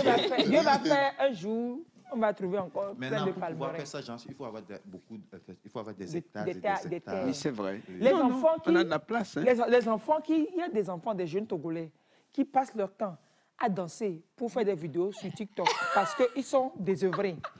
Donc, moi, je dis qu'il faut une police de tous ces trucs-là. On prend un gros camion, ça circule. On voit les enfants là qui ne savent pas ce qu'ils vont faire. Ils portent souvent les tenues, puis ils dansent dans les rues pour faire vidéos sur TikTok. On les ramasse. On ramasse tous ceux qui sont libres, là, les filles qui exhibent les fesses, on ramasse tout ce monde. On les jette très loin sur les terres. On a donné tirami. On a donné à nous entretenir. Au moins, les gens vont servir à quelque chose. Tous les jeunes qui font des nyama sur TikTok et sur les réseaux, là, on les ramasse. Un conseil des ministres n'a qu'à prendre ce texte. On vient de créer office de... Il y a des téléspectateurs qui disent qu'il n'y a pas de son. Tout ce que je dis là, c'est trop important pour qu'il n'y ait pas le son. Donc, office de air protégé, on vient de créer. Depuis un moment, on crée plein de trucs, mais super, hyper, giga, méga pertinents. Il manque que ça. Autorité, créer un truc comme ça, ces jeunes-là, prenez-moi, on va les ramasser. On va les ramasser. Hein? C'est les influenceurs. C'est ça même, il faut les prendre, les influenceurs. Ils n'ont qu'à influencer les cocoteraies dans les champs. Non, on va ramasser tout ce monde-là. On va jeter dans des... Non, pas jeter. Si je dis jeter, c'est mauvais. On va les envoyer parce qu'on a beaucoup d'hectares qui ne sont pas cultivés. Ils vont cultiver, ils vont planter. Ces terres sont en jachère. Docteur, ils vont planter des cocos, ils vont entretenir, ils vont arroser, ils vont tout faire, ils vont planter du soja s'ils veulent. Ils vont planter du maïs. Non, hein?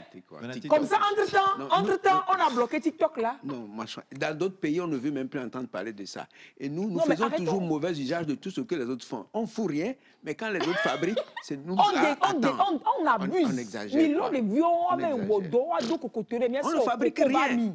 Comme ça, on fait Némi. Vous allez voir, Est-ce qu'il y a un programme de lutte contre les maladies cardiovasculaires au Togo? Oui, non.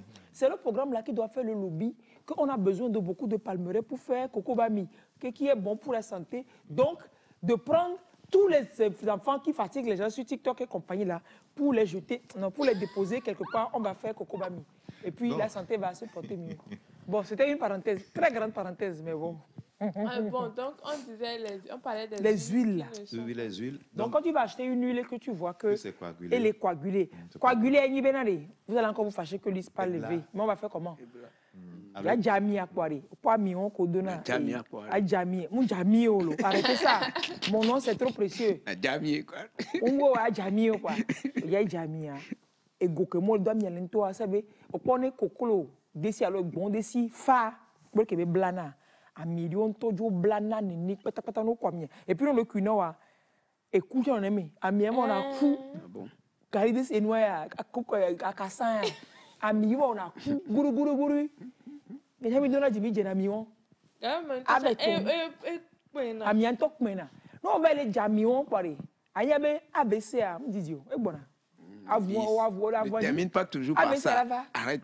Et bon, il faut qu'on sache. Alors docteur, ABC la veille. En fait, ce que je voulais dire, quand je disais tout ce qui est végétal, c'est pas. Vous verrez que quand on fait ces huiles-là, ou bien quand on fait la sauce avec, vous verrez que l'huile-là se coagule spontanément à température ambiante.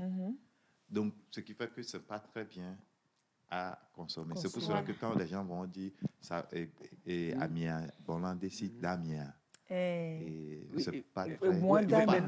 Par contre, la partie musculaire, c'est bien, mais la partie où il y a la graisse, c'est pas bien. Maintenant, pour les poulets, les pintades... Le poulet, il suffit d'enlever la peau, puis c'est bon. Et il paraît que, alors que c'est la peau du poulet qui est bien. C'est ce que excusez-moi, docteur. Quand on frit notre coco là, à mi poule à base, si j'ai pas bien, et j'ai pas gléa, à mi astrebola. À mi a mi que ça tu aimes là. Donc, on va manger poulet sans la peau. C'est dans la peau qu'il y a la graisse. Qui n'est pas bien. Non, en fait, ce que je comprends bien, c'est-à-dire que ce n'est pas le fait de frire. La chose qui est le truc. C'est que la graisse même se trouve déjà dans la peau. Et quand tu manges le coco, c'est au dé, au mouton. On l'a pas amina agbazabe gomé. OK, d'accord. Il y a eu autant à mi wan trop strena. Il y a et nous on a fait chips de non le. Là. Et on l'a craqué. Donc pourquoi tout ce qui est doux là est pas bien? Et puis amia gomé, nous to coco à foirer. On a son qu'on galide nous. Koto la mienne me voir. Koto la mienne me voir docteur. On a trois miens. Au sort noir, on va boumeur. En fait, j'allais poser la question. Puisque vous avez dit que quand on chauffe l'huile... être consommé. Pose. Maître te dit, c'est bien. L'huile de friture doit être consommée. Je donne un exemple. Je vais... Docteur Jack Blaise dimanche. Donc, j'achète du poulet parce que je dis canamito. Après, vous me direz si c'est la même chose si pour canami ou bien pour poulet. Mais pour poulet, parce que Galia, elle est vérée. Donc, on tombe marié au fiasi, nous on suit.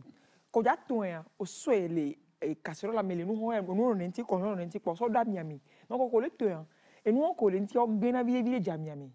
Il y a coco on tombe morceau bleu tu as gagné Miami. Si tu n'es d'hôtel le tu as fini de frire ton poulet. Et puis tu as ramassé, tu as mis dans. Lui tu as mis dans le bidon pour garder. Non, pas l'huile. Tu as sorti le poulet, tu as mis dans passoire. Donc après quand je joue l'huile maintenant tu retournes l'huile là. Entre-temps, il y a très bien le bidon mais il y a donc aspect que puis à combien amis courent nous lions conscient et qui a mis à gommer. Souvent en regardant mon fiona on a clé mon fiona souvent. Ouais goût on est si mais fiona quoi. Et puis à mélanger méchant. Donc en attendant que peut-être nous coller d'abord bien le nya. Ah gali vidéo mais. Ah ça gali so tout zéamé. Ba gali no tout tu ari ko be kokolo na wuli kudo ndo no nem. C'est ça, c'est la mauvaise habitude. C'est ça la. On peut pas faire ça une fois par mois au moins. Bon. C'est ça. Non, docteur, c'est pas bien. Il n'a qu'à nous dire ce qu'il pense. En fait, normalement, l'huile de friture, quand on peut utiliser l'huile pour frire peut-être 2 ou 3 fois. Après, on jette. C'est que même si l'huile n'est pas noire. Oui, c'est pas une question. Si j'ai fait bolivo avec. 2 fois, 3 fois, je jette. Maximum 3 fois. Si je fais colico avec 3 fois, c'est pour cela que quand vous mangez colico dehors, là, c'est dangereux parce que l'huile a été utilisée. C'est depuis le 1er janvier que c'est sur le feu. Et puis on rajoute du nouveau. Et pire, c'est aussi cancérigène apparemment. Oui, tout ça là, c'est dangereux. En fait, tout ce qui est mauvais pour la WC, pour tous les autres. AVC, cancer, bon, notez là. Donc à docteur Obé, c'est colico. Je prends mon huile. Je fais colico 1 fois, 2 fois, 3 fois. L'huile n'est pas noire. Il faut jeter. Maintenant, je prends, je jette. Je vous dis que quand vous chauffez l'huile, c'est pas grave, c'est pas libre là, ça se sature. Et quand c'est saturé, c'est dangereux pour la santé. Donc ça reste dans l'huile. Mais l'huile, là, mais qu'on jette là où on va jeter, ça va aller boucher les choses. Donc on peut utiliser jusqu'à l'environnement. Maintenant, on recycle ça pour mettre ça dans la voiture. Non, il ne faut pas qu'on mette dans nos voitures. Hein. Mais c'est-à-dire qu'on fait comment? Vous dites de jeter les huiles là. Les huiles, en fait, actuellement, dans les pays où, par exemple, où il y a les McDo, tout ça là, les gens circulent pour prendre leur huile là, ils font du carburant avec. Et là, mais pour le moment, comme ici, on n'en est pas encore là. Non, on doit être là. Docteur, c'est-à-dire, moi je voudrais bien qu'on on ne va pas manger. C'est-à-dire, tout ce qui est peau de... Maintenant, on revient sur la peau. Oui, c'est ça. C'est la peau dans et la pintade aussi. En fait, des volailles, tout ça. Habituellement, les pintades sont pas très graves. Donc la peau de la pintade, on peut manger. Oui, en fait, ça je suppose que la manière, tout ça là dépend de la cuisson. C'est-à-dire quand vous braisez, et on suppose que bon, vous avez dégraissé. Ça, je suppose que vous n'avez pas mis de l'huile en plus. Mais quand on braise là, dans la marinade, il y a de l'huile. Mais bon, il ne faudrait pas en mettre beaucoup. Le problème, c'est quoi? Et toutes ces huiles que vous utilisez, c'est ça qui nuit. En fait, tout quand vous dites, oui, c'est bien, quand on met du gari dedans, c'est doux, c'est croustillant. Oui, c'est croustillant pour la bouche, mais c'est dangereux pour votre avenir. Mais même si c'est l'huile que vous avez conseillée là? Et même si c'est les bonnes huiles, les bonnes huiles. Après avoir fait c'est au feu. En fait, c'est la chaleur. Vous chauffez, ça dénature l'huile. C'est la chaleur. Et cette huile dénaturée n'est pas bien pour la santé. Faites attention, en général, tout ce qui est bon, doux, agréable, pour la bouche là, c'est toujours le sucre, le chocolat. Tout ce qui est bon, doux, tranquille, bien, machin là. C'est dans le chocolat, le chocolat et le lait. Sauf le chocolat. Oh, le chocolat également. Pour l'instant, on n'est pas encore là. Donc, on parlait des huiles, donc vous expliquez que ça bouchait les vaisseaux. Oui, en fait, les huiles, les mauvaises huiles rentrent dans les parois des vaisseaux. Qui sont comme des tuyaux, donc. Oui, c'est des tuyaux avec plusieurs encablures, en fait. Donc, c'est des tuyaux, il y a plusieurs, je dirais, couches de cellules dessus. Et donc, l'huile entre ces couches-là et ça bouche le vaisseau. Ou des fois, quand ça rentre... On peut voir les images si on en a, oui. Et si ça rentre, oui, il y a des images là. Oui, on va voir. Et donc, quand ça rentre dans le vaisseau, et ça peut se casser. Comment se casser? Oui. Et le vaisseau se casse? Non, vous voyez la partie blanche. Oui, c'est l'huile là, ça. Là. Et au milieu, il y a du sang. Et vous voyez, le sang n'arrive pas à circuler parce que la partie blanche là a diminué le calibre du vaisseau. Oui. Ça, c'est une possibilité. Maintenant, la partie blanche là même peut se casser. Et circuler. Et circuler avec le sang. Et aller boucher. Oui. Oh, la partie blanche qui se casse, là, c'est vos huiles là que vous avez, que croustillant, machin là. Oh, docteur, là, c'est couché. Quand vous mangez, ça s'infiltre dans les couches des vaisseaux et ça bouche, ou bien ça peut se casser et aller boucher ailleurs. Voilà. Et donc, quand ça bouche, le problème est où? Quand ça bouge, le sang ne circule plus. Le sang peut pas, la force du sang, ça peut pas. Mais en fait, c'est des huiles qui... En fait, je vais vous expliquer, les vaisseaux, c'est vivant. Ça se contracte pour faire passer le sang. Donc, quand c'est bouché là, sa contraction est complètement... est presque plus possible. Et ça agit sur le cœur. Et tout ça là, ça agit derrière sur le cœur. Pourquoi? Parce que c'est le cœur qui pompe le sang. Oui, c'est le cœur qui pompe. Donc, lui aussi, il ne peut pas pomper fort, ça fait fou comme ça pour déboucher. Oui, et ça fait hypertension. Le cœur fait. Quand ça force là, le vaisseau peut éclater. Hypertension artérielle. Dans ce cas, c'est bouché que le corps, il force pour que ça passe. Quand les vaisseaux deviennent rigides, donc le sang est obligé de pomper plus fort. Le cœur. Oui. Et quand c'est là-bas qu'il se fatigue. Plus fort, donc ça c'est pour que la force de d'envoi de sang. Ah, la tension monte, c'est pour ça que ça fait hypertension. Oui, donc ça monte. Donc, plus il envoie plus fort, plus la tension monte. Et plus il se fatigue aussi. Oui, il se fatigue. Et donc, quand il se fatigue, il devient d'abord gros, puis il force. Et en fait, c'est comme on le poupée, quoi. Et il y a tout, oui. C'est pas bien. Il y a encore, moi-même, il y a un sport alors. Elle est tout. Après, il devient fatigué, et puis c'est fini. Excusez-moi, vous dites que nous-mêmes, là, on n'a pas fait le sport. Mais le cœur fait le sport, vous dites que c'est pas bien. Quand le cœur fait le sport, il devient gros. On appelle ça gros cœur. Quand ça devient gros cœur. Quand il est gros, les cavités ont des soucis aussi. Donc, maintenant, on va brouter du gazon et puis on va dormir. Je vais poser on va boire de l'eau. Bon, peut-être ça peut paraître bête, mais il n'y a pas de question bête. Vous avez dit que ces huiles-là se coagulent à température ambiante. Oui, c'est pas bon. Maintenant, ça va se coaguler dedans. Oui, en fait, il y a... Si le coin est chaud... Si on se lave avec de l'eau chaude. Ou bien même si on a une photo fièvre, ça va pas... Non.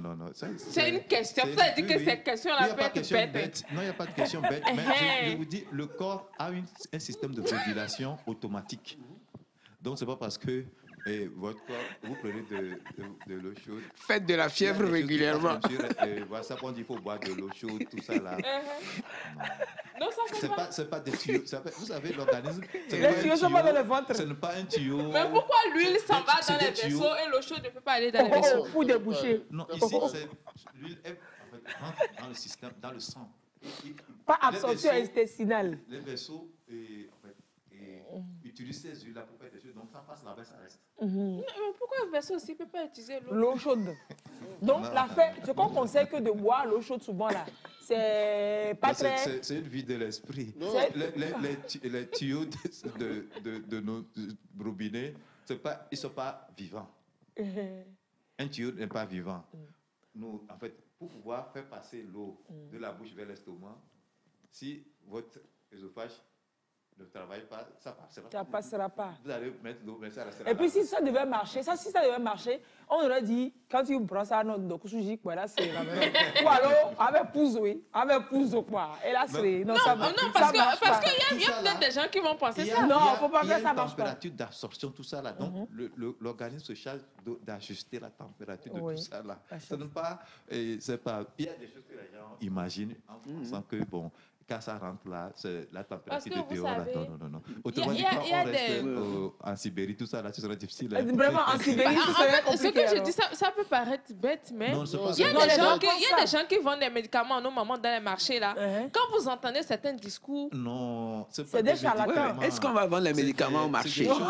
C'est au marché qu'on doit vendre les médicaments. Les médicaments griffes. Attends, merci. Maintenant, il faut savoir que ce que les gens vendent, c'est vrai qu'aujourd'hui, il y a la pharmacopée qui fait des choses pour lesquelles, bon, moi je ne suis pas là pour juger. Il y a normalement, par exemple, quand vous allez au Ghana, avant de mettre un produit le standard sur le marché à la consommation, on vérifie que ce n'est pas nuisible, du moins dans un premier temps, c'est-à-dire que directement, ça n'a pas un impact négatif. Quand les vitesses, il y en a plein de vitesses au Ghana, mais il y a eu des évaluations par rapport à la santé avant de les autoriser. Maintenant, au Togo, on avait demandé aux tradithérapeutes d'amener leurs produits pour qu'on puisse vérifier ça à l'université. Les gens pensaient que les gens étaient là pour voler leurs connaissances, alors que c'est des choses qu'on voulait étudier pour voir quelle est, en termes scientifiques, quelle est la portée réelle de ce qu'ils font. Et donc, ceci, pour l'instant, on jouait le jeu, mais la plupart refusent actuellement. Donc, ça fait qu'aujourd'hui, il y a des produits qui, en fait, qu'on utilise, mais qui, pour le moment, n'ont pas été testés en termes de... C'est pas parce que vous prenez un médicament et que ça vous soulage que forcément... C'est bien. Que demain, vous n'aurez pas d'effets secondaires. Des effets secondaires pour ça. Changer un peu la manière de tenir. Comme ça? Je pense que c'est bon. Donc, du coup, je peux vous donner l'exemple, l'ancêtre du paracétamol, c'est-à-dire que le premier médicament qui a été synthétisé avant le paracétamol. Mais quand vous prenez ça, la douleur disparaît dans les minutes qui suivent. Dans ça, aujourd'hui, on meurt là. Maintenant, on s'est rendu compte qu'après que ça donnait des cancers du foie énormes. Et donc, on a dû arrêter ça. Ça s'appelait, en fait, le nom scientifique, c'est NAPKI. Et donc, on a dû arrêter sa production. Donc, c'est-à-dire qu'on a réajusté sa production pour produire le paracétamol. C'est-à-dire que le paracétamol, c'est pas non plus le top bonbon, hein, le foie Quand vous prenez beaucoup de paracétamol, vous aurez les effets de son grand-père. Hépatique, vous aurez ça forcément. Quelqu'un dit, c'est bien, merci pour ces éclaircissements sur l'huile. Merci pour l'éclaircissement sur l'huile. Sinon, moi, je pensais qu'une fois douché avec l'eau chaude, ça peut marcher. Merci, Eleonore, d'avoir posé la question. Donc, on continue. Peut-être pour les huiles. Maintenant, il faut savoir que le facteur le plus puissant en termes d'AVC, c'est l'hypertension artérielle. Vous avez parlé de l'hypertension. Vous avez expliqué comment ça se passe un peu. Oui, en fait, c'est une question de résistance. Oui, mais il y a des familles dans lesquelles on pense qu'ils sont héréditaires. Voilà, oui. En fait, il y a deux grands groupes d'hypertension. Il y a une hypertension qu'on peut guérir et l'autre qu'on ne guérit pas. Okay. Ce qu'on guérit, c'est autour de 5%. Dans 95%, on les appelle hypertension essentielle. C'est-à-dire que là, pour l'instant, vous êtes hyper tendu, mais d'où ça vient? On sait que c'est les résistances des vaisseaux qui deviennent plus élevées. Donc, en fait, il y a les huiles qui contribuent, hein. Il y a l'âge qui contribue. Avec l'âge, les vaisseaux deviennent plus rigides. Et donc, la souplesse, en fait, les vaisseaux perdent de leur souplesse. Alors que c'est la souplesse qui est recommandée, qui est bien. C'est quand c'est souple que c'est bien. Tout est souple sur nous. Hein. Même les hanches. Quand on devient plus âgé, ça devient un peu plus difficile. Ça coince. Ça coince un peu, voilà. Et donc, du coup, c'est ce que nous mangeons et buvons qui détermine la qualité de nos vaisseaux. Donc, quand vous mangez trop gras, trop sucré, trop salé, la conséquence, c'est que les vaisseaux deviennent rigides et la tension se pointe. Et donc, quand cette hypertension se pointe, souvent, ça ne fait pas mal. C'est-à-dire que vous ne sentez rien, il n'y a aucun signe. À la rigueur, si vous avez de la chance, vous aurez peut-être mal à la tête. Et là aussi, quand vous avez déjà ce signe, c'est qu'il y a quelque chose qui est déjà gâté dans votre organisme. Et donc, du coup, le temps que les gens, souvent, le temps que les gens sachent qu'ils sont hyper tendus, ils ont déjà fait un AVC. Pourquoi? Parce qu'au moins une fois par an, on doit aller vérifier sa tension. Ou alors avoir un matériel à la maison pour vérifier régulièrement. Idéalement, il faut aller à l'hôpital. Okay. Maintenant, ceux qui sont déjà hyper tendus, les gens pensent que c'est le palu. Puis chez nous, on guérit tout. L'hypertension, comme je l'ai dit, en dehors des 5% qu'on peut guérir, le reste, on contrôle. Il y a un traitement que vous devez prendre. À vie. À vie. C'est pour prolonger la vie. On ne dit pas à vie. On prend ce traitement pour prolonger la vie. Et donc, quand vous prenez ce traitement, c'est pour que votre vie puisse vous devez être en bonne santé pendant longtemps. Et c'est pour cela que quand j'entends dire Agbedo Baragno ou quoi, ça me gêne un peu. C'est difficile de vivre dans cette douleur-là. Je préfère en fait, que les gens vivent plutôt en bonne santé pendant longtemps et c'est au prix d'un petit effort. On ne vous demande pas beaucoup de choses. Hein. De ne pas manger galets couchés dans l'huile, par exemple. Maintenant, il faut choisir l'huile, là. C'est ça. Maintenant, l'hypertension, quand vous êtes hypertendu et que vous allez à l'hôpital, les gens pensent que quand je prends et que j'ai plus mal à la tête, on est guéri. Non. Et quand, entre-temps, on a pris la tension et les chiffres sont bien, on pense que c'est fini, c'est guéri. Non. C'est le traitement qui fait que les chiffres redeviennent dans la norme. Maintenant, quand ces chiffres sont dans la norme, ça suppose que le cœur fonctionne avec moins de difficultés. Donc, quand les chiffres commencent par se lever, c'est que le cœur commence par souffrir, en fait. Votre cœur a commencé par battre déjà à votre 4e semaine de conception, déjà dans votre ventre. Et avant qu'on ne sorte.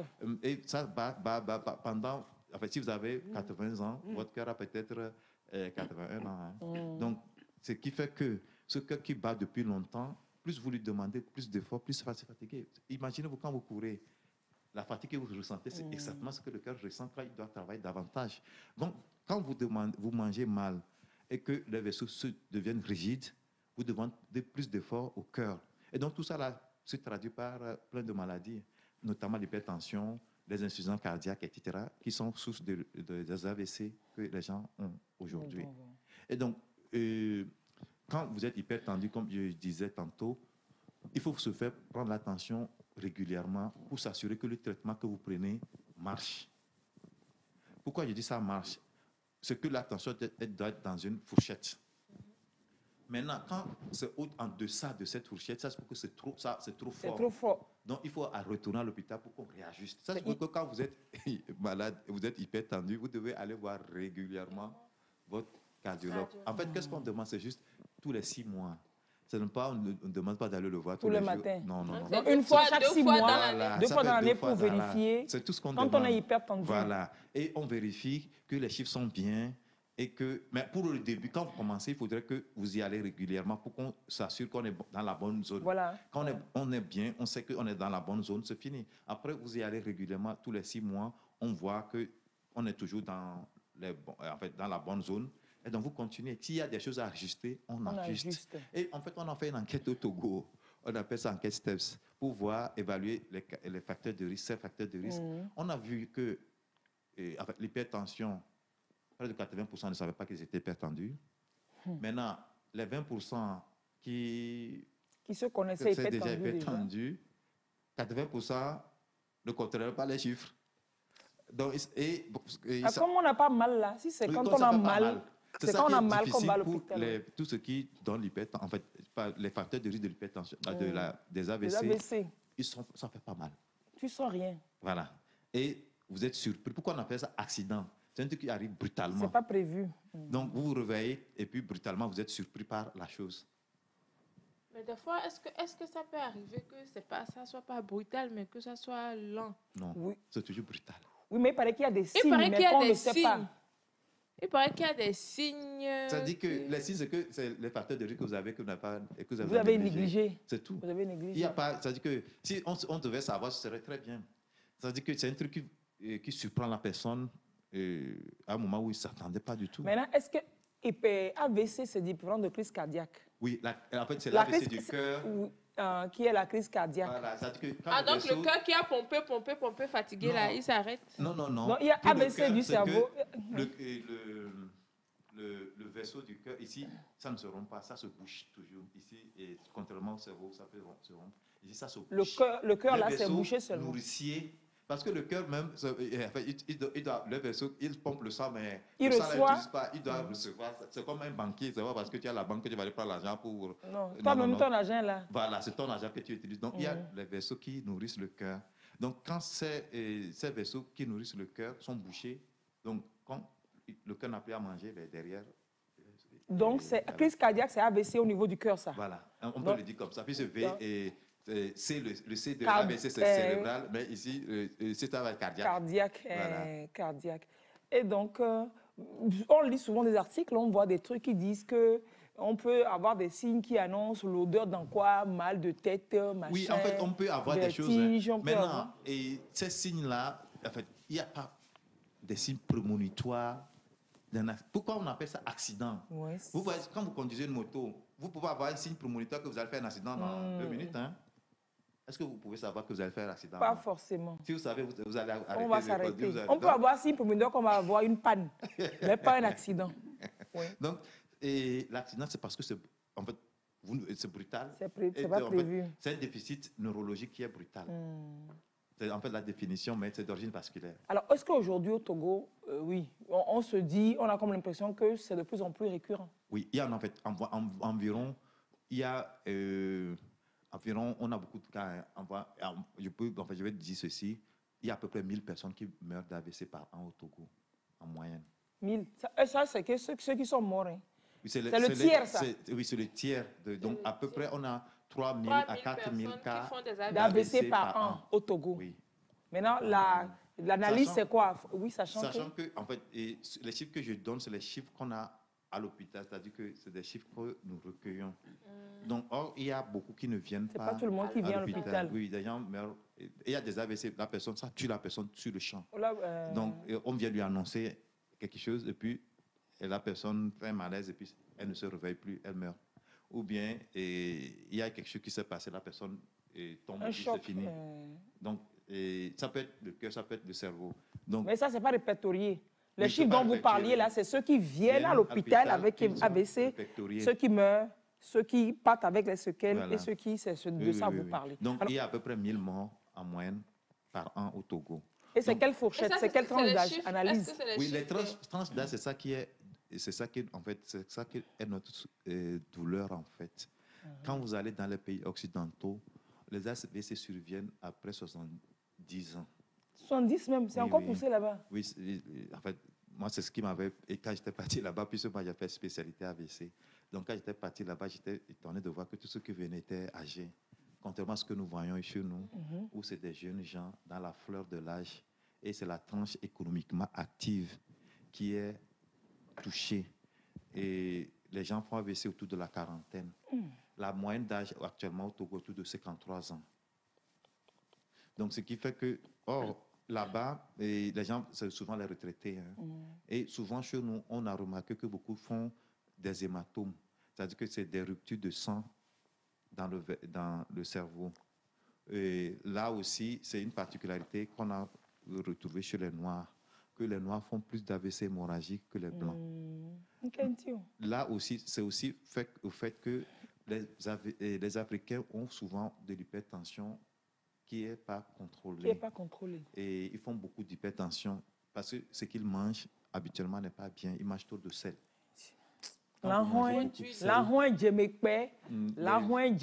Cube. Les cubes, tout ça là. Le cube est très salé. Non, il faut dire que c'est très dangereux, c'est mieux. Le cube, et non seulement, vous mettez le cube dans la sauce, en fait, dans la préparation, puis c'est pas dans les sauces. Puis aujourd'hui, on sait que même, il semble, j'en sais rien, comme même les sauces, même dans les maïs qu'on va au bord de la route.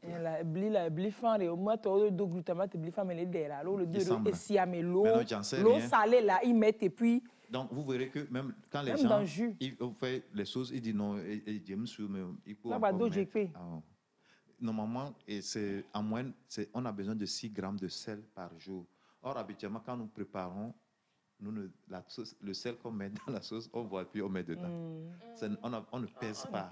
Donc, du coup, la quantité de sel que nous absorbons est très importante. Et là aussi, c'est dû au fait que nous vivons dans un milieu où il fait chaud, etc. Donc, ça fait qu'il y a beaucoup de sel que nous absorbons. Et derrière, le sel favorise la rétention d'eau et l'hypertension artérielle. Et donc, du coup, ce qui fait que quand vous êtes hypertendu pendant longtemps, ça fragilise les vaisseaux du cerveau. Et donc, par un à-coup tensionnel, ces vaisseaux se rompent et vous faites un hématome. Maintenant, d'autres choses, c'est ce que nous mangeons aussi, qui, comme je l'ai dit tantôt, qui fabriquent beaucoup de graisse dans les vaisseaux. Et derrière, ces vaisseaux deviennent rigides. Quand ça devient rigide aussi, ça aggrave la tension et ça peut se déliter, aller boucher un vaisseau, etc., etc. Donc, ce qui fait qu'il y a beaucoup d'AVC en Afrique. Et vous verrez que dans tous les grands services de neurologie en Afrique, c'est les AVC qui constituent la première cause d'hospitalisation. En Afrique? Oui, ça fait à peu près 60 à 66% de cas d'hospitalisation dans ces services-là. Maintenant, est-ce que c'est seulement... Qu'est-ce qu'on incrimine d'autre à part les huiles? Non, je dis ça, en fait, le premier, c'est... En fait, les facteurs de risque le plus puissant, c'est l'hypertension artérielle. Donc, tout ce qui fragilise les oui, donc l'hypertension artérielle, donc l'huile y contribue, l'alcool contribue. L'alcool, la cigarette contribue. On va aller pas à pas. Donc, l'alcool, là. Il y a alcool dans Sorabi. Oui, tout ce qui peut te saouler. Ah, ma bière. Oui, tout ce qui peut saouler une personne. Il y a alcool dans la bière. Oui. Non, bière même avec petit dosage d'alcool, de 3% d'alcool. Il y a toujours il y a alcool en fait, les alcools, pourquoi les bières, c'est moins de 5% et moins. Les vins, c'est entre 7% et 13-14%. Maintenant, les spiritueux sont à partir de 18% et plus. Les whiskies sont autour de 40%. Maintenant, il faut dire que tous ces alcools ont leur verre.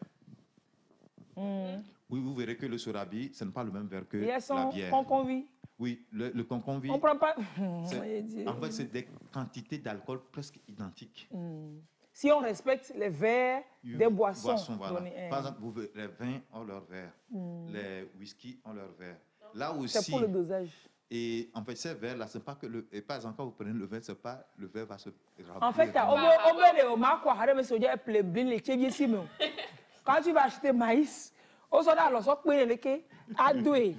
c'est pas comme ça on prend boisson. Et comme on dit dans les kiosques, dans les petits bars de Noël, ahane famille. Ah, ok. Ahane famille. Et là, le verre à la combée. Mais une question, puisque vous dites qu'il y a les verres, par exemple pour le sodabi, on ne remplit pas. Maintenant, en fait, j'en venais à quelque chose. Tous ces verres-là correspondent à des quantités absolues d'alcool. Quand on dit quantité absolue, c'est quantité qu'on a nous, tableau. Les quantités absolues d'alcool, c'est-à-dire que il faut au-delà de chez l'homme, l'homme on autorise maximum 2 verres par jour. 2 de ces verres, c'est pas plein. Verre à 20, à Mélado. En fait, le verre à 20, vous voyez là où l'angulation là. Il faut que les hakon allumé. Donc c'est là où le verre s'arrête en fait. C'est-à-dire que pour le verre à 20, c'est pas comme convitu à deux bas les whisky pareil, ce n'est pas. Les whisky, leur verre, il y a toujours des traits en bas. Vous parlez comme tout le monde, si tout le monde avait ces différents verres. On a un verre, point, c'est tout. Hein. Non. On met tout dedans. Mais maintenant, il explique pourquoi nous puissions chercher. Il faut savoir que chaque alcool a son verre. Oui, mais. Donc vous dites le whisky, les verres à whisky là. Les connaisseurs savent que le whisky ne se vend pas dans tous les verres. Voilà, les connaisseurs. Oui, puis si vous voulez prendre quelque chose, vous devez savoir ce que vous prenez. Je suis désolé, c'est pas toujours... Attends. Oui, maintenant, on n'a pas l'information. Mission terminée, continuez. Ah non, ce que vous dites, on est d'accord. Qu'on ne sait pas. C'est pour ça qu'ils nous informent, pour qu'on sache. Je suis en train de vous dire pour qu'on sache. Vous croyez que les gens vont aller acheter des verres maintenant parce qu'ils doivent prendre le verre? Acheter le verre là, mais savoir la quantité d'alcool. Si vous devez prendre du whisky, vous devez avoir le verre à whisky. Vous ne pouvez pas mettre le whisky par le verre à bière. Mais dans le verre à whisky, il y a des traits, docteur, vous dites, il y a toujours des traits en bas, on prend pour la déco. En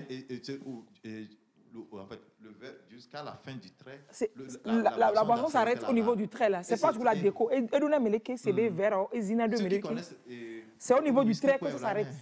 C'est pas toujours la déco, les traits qui est sur les verres. Quand vous verrez, déjà, puis le verre, ça se remplit. Quand vous voyez, vous savez que la personne peut-être ne sait pas vraiment comment prendre. DVV, directement venu de... Le verre qu'on connaît le plus, c'est le verre de Soravi. Qu'on convient et à la dent. Mais est-ce que ça doit remplir? Il y a des traits aussi. Il y a avec le trait, nous la dent caca et là, c'est trait. Donc c'est là où il y a un petit rond même qui, voilà, c'est là où ça doit s'arrêter. Donc c'est là où quand on puise là, on met là-bas, on dit si tu puises la boisson à un adulte, à un né au village, et c'est pas plein, et notre trait à dire.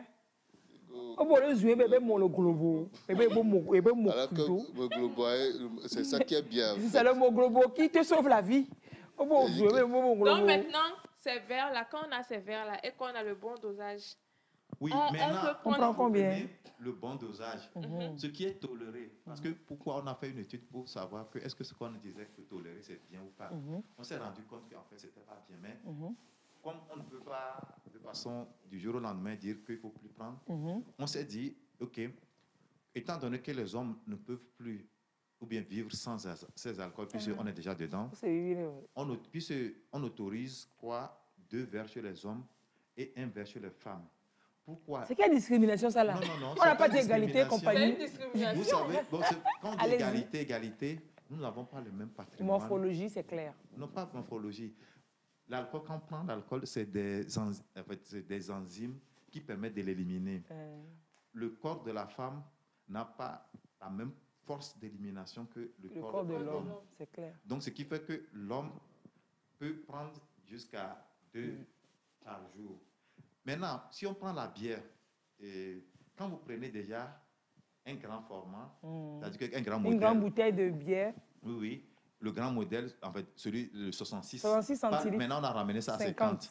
Bon, c'est pas plus mal. Mais il faut savoir que quand déjà vous prenez 66, vous êtes déjà au-delà. C'est pour cela qu'on a ramené à 50. Donc, 50, on doit prendre 1. Oui, maximum par jour. Déjà, quand vous prenez 2... Les gars sont morts. Quand vous prenez 2, déjà, vous êtes tenté de creuser votre tombe, en fait. Bon, et le sodabi? Un vidéo. Et le sodabi? Le sodabi, pareil. Quand vous prenez déjà plus de 2 verres... La 2 doses. Mais il y a des gens qui se réveillent dans les quartiers là, à 5 heures déjà, ils ont déjà pris 1. Oui, c'est ça que je vous dis. Le problème... Oh, les filles, là, comme ça, tout le monde sait à quelle date il va mourir. La norme, puisqu'il y a un effet cumulatif au niveau des alcools. Puis ce que moi je suis en train de décrire, c'est juste par rapport à ce qu'on dit entre griffes, tolérer, sachant que, comme je l'ai dit, on a étudié pendant 30 ans. Le tolérer, là, on s'est rendu compte que le tolérer est pas bien pour la santé. Mais on s'est dit, comme ils doivent quand même là, au moins aller jusque là, aller là-bas, c'est le tableau déjà, fini. Si au moins vous arrivez à respecter le tolérer là. Bon, on peut attendre. Une bouteille par jour de bière. Oui. De 50 centilitres. Donc ça, je pense que si c'est une femme, elle est déjà hors sujet. Donc elle va prendre. Eleonore et moi, on va se cotiser. On va faire 33 centilitres. Eleonore et moi, on va se cotiser et puis on va partager la bouteille en deux. Voilà. On a de 300, on a de 200. Les autres, 500 toi. Maintenant, aujourd'hui, les jeunes.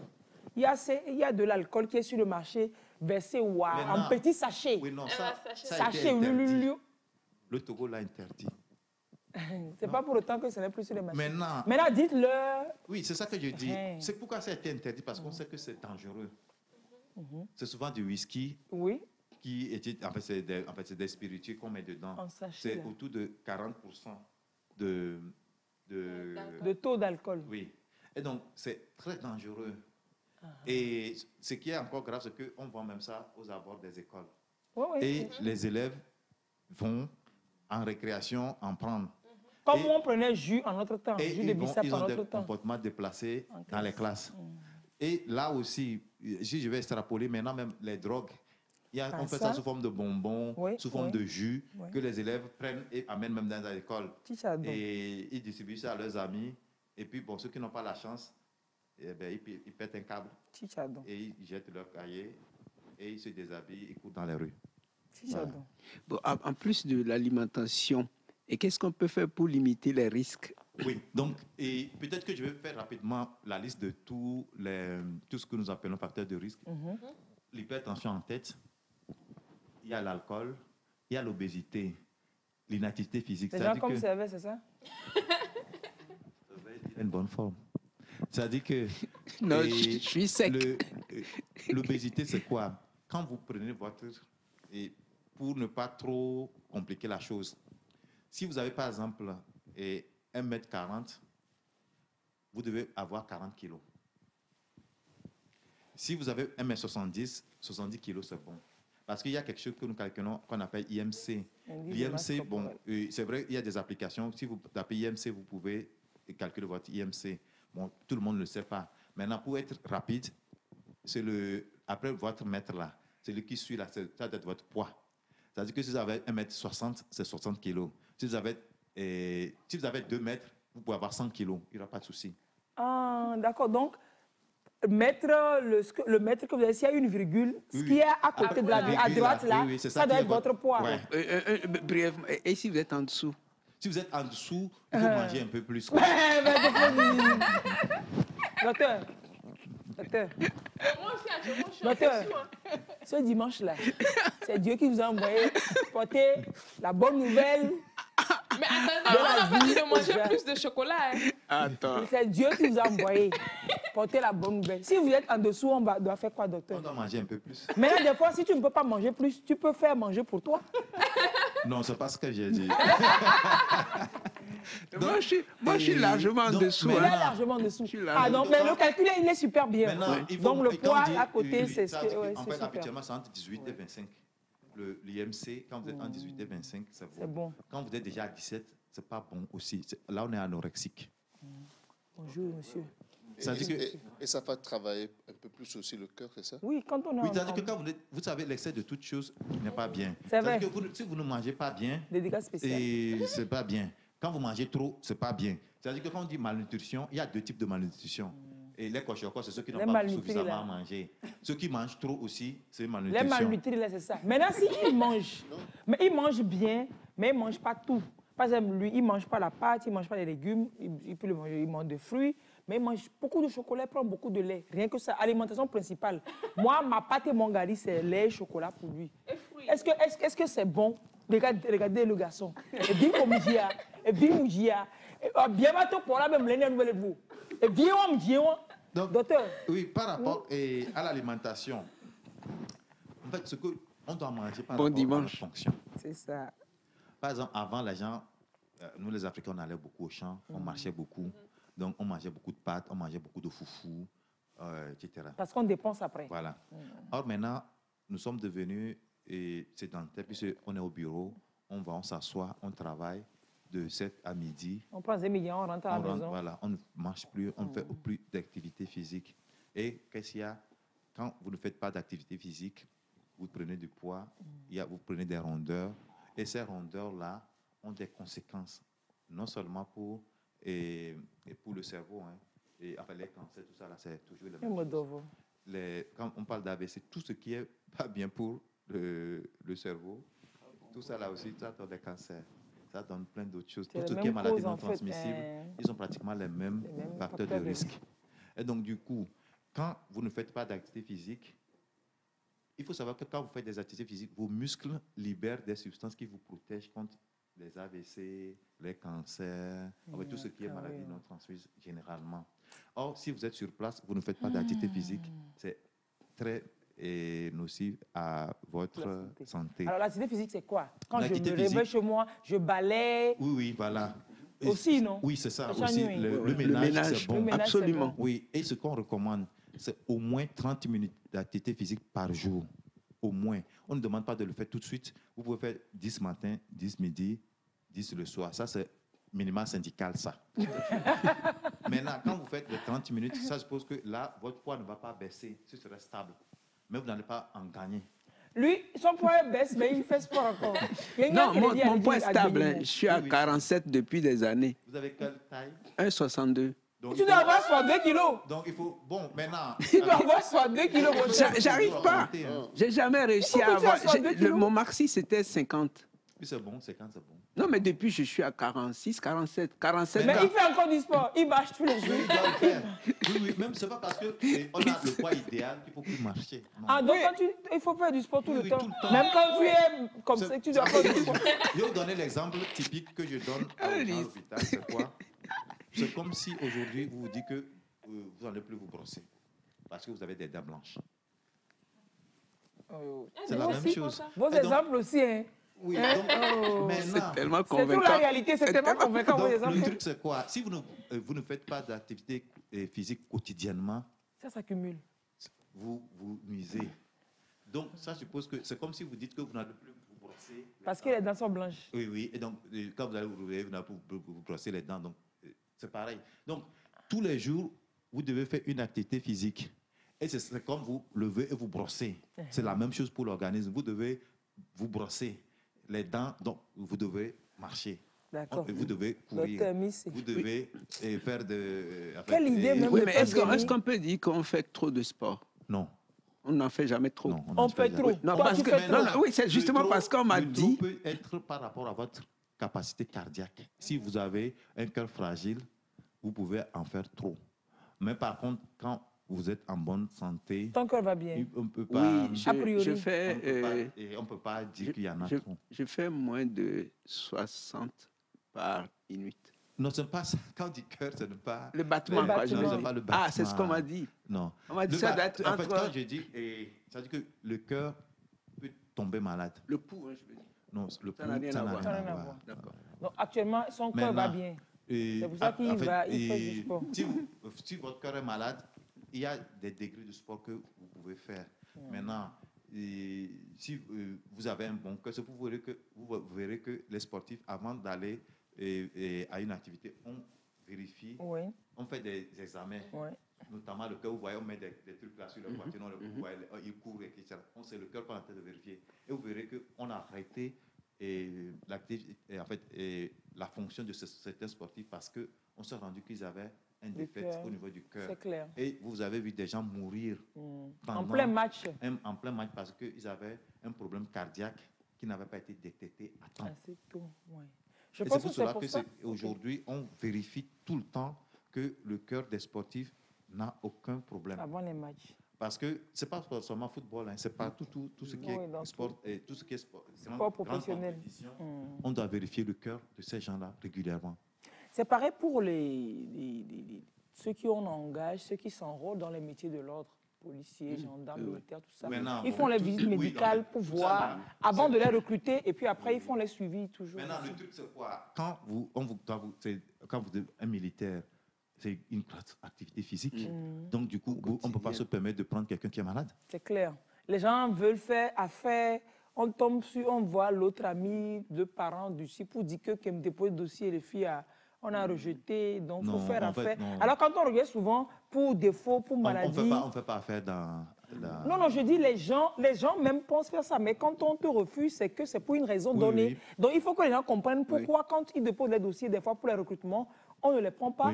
Ils n'ont pas intérêt à aller faire des gymnastiques parce qu'on on voit, on prévoit. C'est des médecins qui... Ouais, c'est des médecins. Ils ne voient par rapport à ta santé que tu as tel risque. Si tu fais des activités comme ça, la formation, ça peut rapidement te faire développer ces genres de maladies, etc. Il faut que les gens comprennent pourquoi. Ce que vous dites est vrai parce qu'il y a plusieurs étapes.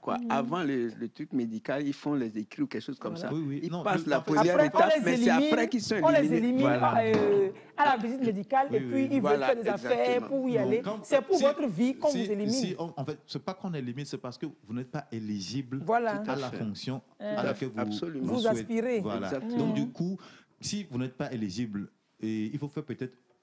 Maintenant, vous pouvez toujours demander conseil à ces médecins qui sont là. Ils peuvent vous dire, vous pouvez ça, mais ceci, ce n'est pas bien pour vous. Maintenant, si vous ne faites pas cette démarche, vous pouvez toujours aller en consultation pour dire... On m'a dit que j'ai ça, que je ne peux pas faire tel. Qu'est-ce que moi je peux faire? Et on peut le faire. Les gens, c'est la communication. Il faut que les gens comprennent ça. Il faut que les gens comprennent vraiment ça. Il n'y a pas, comme je le disais, si votre cœur est bien, vous pouvez faire il n'y a pas de limite. Vous pouvez même descendre à 30 kilos, ce n'est pas grave. Et sachant que votre corps même va vous dire que vous êtes fatigué, donc vous allez arrêter. Alors, par rapport à l'alcool, on a dit... Donc, tout le monde sait tout ce qu'on dit déjà là. En fait, l'obésité, le tabac. Cigarette qu'on vient. C'est extrêmement toxique. Chicha. La chicha, là, bon, je vais faire une petite parenthèse par rapport à la chicha. Parce que on en a parlé il y a 2 semaines. Quand vous prenez de la chicha pendant 1 heure, ça fait à peu près 20 paquets de cigarettes. Continuez pas, et c'est dimanche. Vous allez sortir, non, les jeunes. Ce qui est plus grave sur la chicha, c'est que la chicha donne d'autres maladies, notamment les hépatites B, les hépatites C, la tuberculose, parce que c'est quelque chose qu'on partage. Oh non, ils te diront que non, que l'embout là, que chacun a son embout au déné. Non, c'est pas vrai. B au déné, B au mané au lot. Vous verrez, il prend, il donne à l'autre, il se distribue ça. Maintenant, il y a des pays aujourd'hui où les hépatites sont endémiques liées à l'usage de la chicha. De la chicha. Oui. Non, hépatite est devenue comme palu. Un truc dans certains pays. Voilà, parce que on l'utilise dans des pays du Moyen-Orient où, en fait, c'est des trucs qui viennent de là. C'est donc très chichalisé. À cause de ça, il y a les hépatites qui sont endémiques là-bas. Maintenant, le problème est non seulement si on veut pas, on enlève ça, c'est que quand vous prenez la chicha pendant 1 heure, la fumée que vous inhalez, c'est à peu près 20 paquets. Mais ça sent beaucoup, ça sent bon le fruit, ça sent la fraise, non, c'est ça, qui même, ça sent le machin. C'est en fait ces arômes qui vous rendent addict. C'est-à-dire qu'il suffit de prendre 1 ou 2 fois, si vous ne pouvez plus vous en passer. Et vous êtes obligé d'aller tout le temps vers... Mais actuellement, heureusement qu'on a fait des tests par rapport à ça. Oui, les tests sont là, mais il y a des jeunes qui pensent qu'ils sont plus vigilants. C'est tout comme on demande de porter le casque. On dribble, on met le casque à côté. Quand on passe, on met ça. Quand on dépasse le policier, on enlève. Le policier a 1 million. Quand on dit chicha, c'est pas bien là. Les gens se cachent pour le faire. Ils pensent que amener au léo. C'est pas pour qui que ce soit. Le cas, c'est pour nous. La chicha, c'est pour... En fait, vous savez, l'État a le droit et le devoir de protéger sa population, parce que c'est cette population qui constitue la richesse du pays. La première richesse d'un pays, c'est sa population. Et donc, du coup, on ne peut pas laisser cette population à la merci de quoi que ce soit. Et donc, on est obligé des fois de sanctionner des gens contre... En fait, excusez-moi. Les protéger contre eux-mêmes, là. Voilà. C'est tout. Quand tu es en danger contre toi-même, l'autorité est là pour te protéger contre toi-même. Donc, on va vous protéger contre vous-même. C'est dimanche, hein. Allez fumer les 20 paquets, non. Bon, si tu fais 2 heures de chicha, 3 heures, donc tu es à 60 paquets de cigarettes, c'est dimanche. Allez, chers amis, fumer vos 100 paquets de cigarettes. Allez-y, à fond, bon appétit. En fait, ce qui est grave, ABC n'est pas loin. Vous voyez, moi, j'ai vu même des enfants de 10, 11 ans fumer cette chicha-là. Alors, c'est interdit avant 18 ans.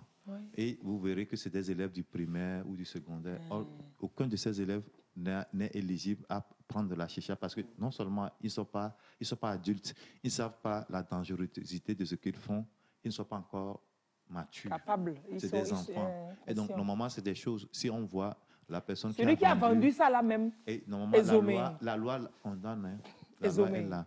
Maintenant, la cigarette, en fait, ça vous tue vos vaisseaux.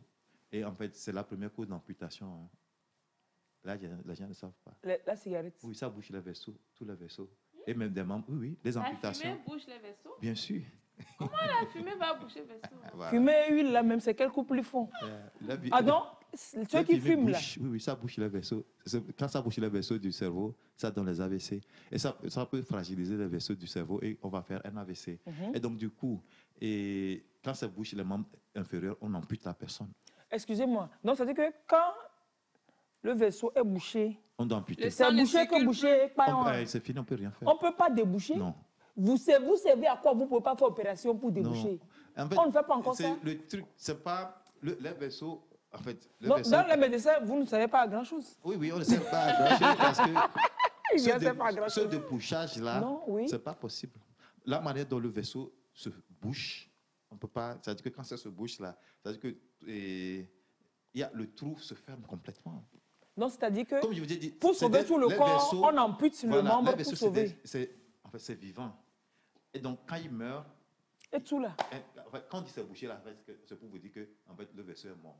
Et quoi? Donc, quand c'est mort là, qu'est-ce que vous voulez? C'est irréversible. Non, quand c'est mort là, on fait quoi? C'est seulement Jésus qui peut sauver, c'est Jésus. Donc, quand c'est Jésus qui réveille. Pour sauver tout le corps, pour que tout le corps ne meure pas. Donc, comme ça peut arriver, on ampute les membres. Mais attendez, quand c'est bouché?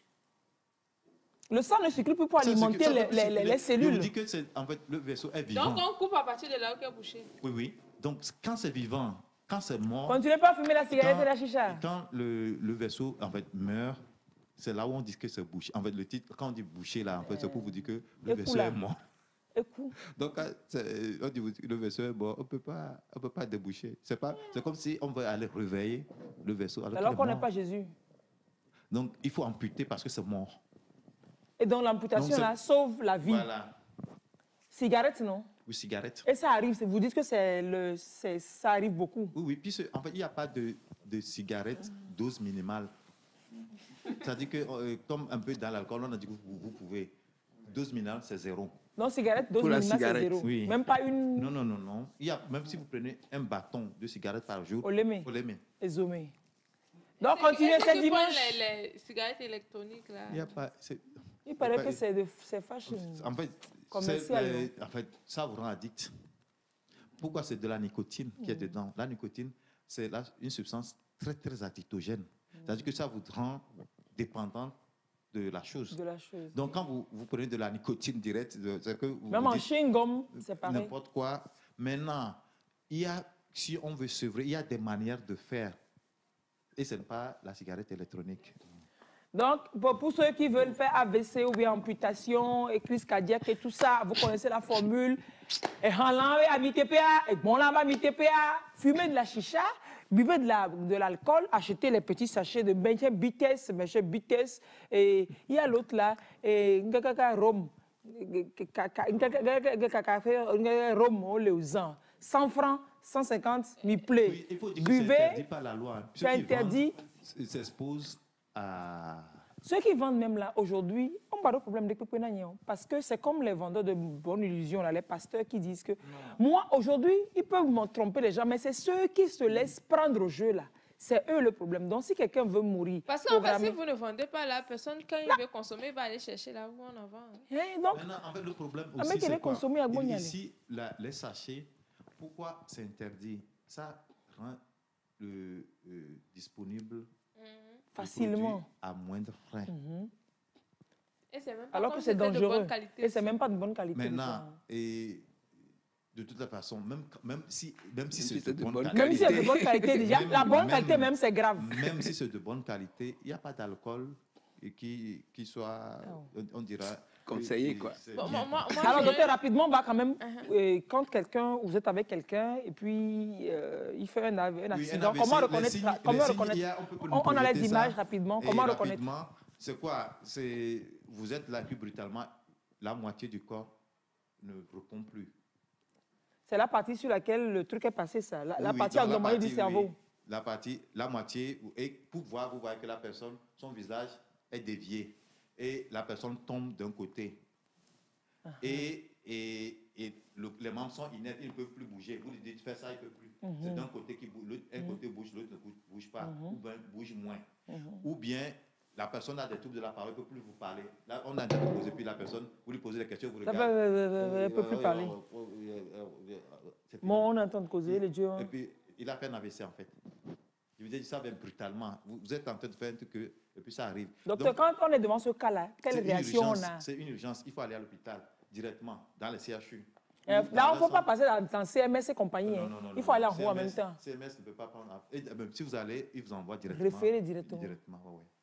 C'est urgence. Et il paraît que les minutes se comptent. Oui, à chaque minute, vous perdez 2 millions de neurones.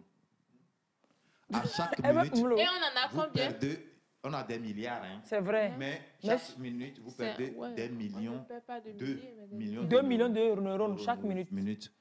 Et quand ça meurt, le neurone là, non, ça, mais c'est fini, c'est définitif. C'est fini. Oui, quand tu meurs là, est-ce que tu vas encore revenir? Moi, j'ai une question par rapport aux huiles et tout ça là. Oui. Supposons que la personne n'est pas un consommateur régulier de ces huiles et tout. Oui. Mais si on mange une fois à la vlavure, qu'est-ce qu'on peut faire pour... à la vlavure, ça peut aller? Il n'y a pas de souci. Okay. À la vlavure, en fait, on n'a pas dit de ne plus consommer. On dit une fois en passant, oui. Le gali, je peux. Comme vous avez dit qu'on va aller chez le cardiologue 2 fois chaque 6 mois, est-ce qu'on peut manger ça comme ça 2 fois dans l'année? Bon, c'est question. Non, oui, des questions. Ça veut dire que du moment où ce n'est pas une habitude régulière, oui. C'est bon. Maintenant, habitude aussi, il faut voir habitude dans habitude. Bon, si par exemple la personne dit que mon habitude c'est peut-être 1 fois ou 2 fois par semaine, ça devient une habitude en fait.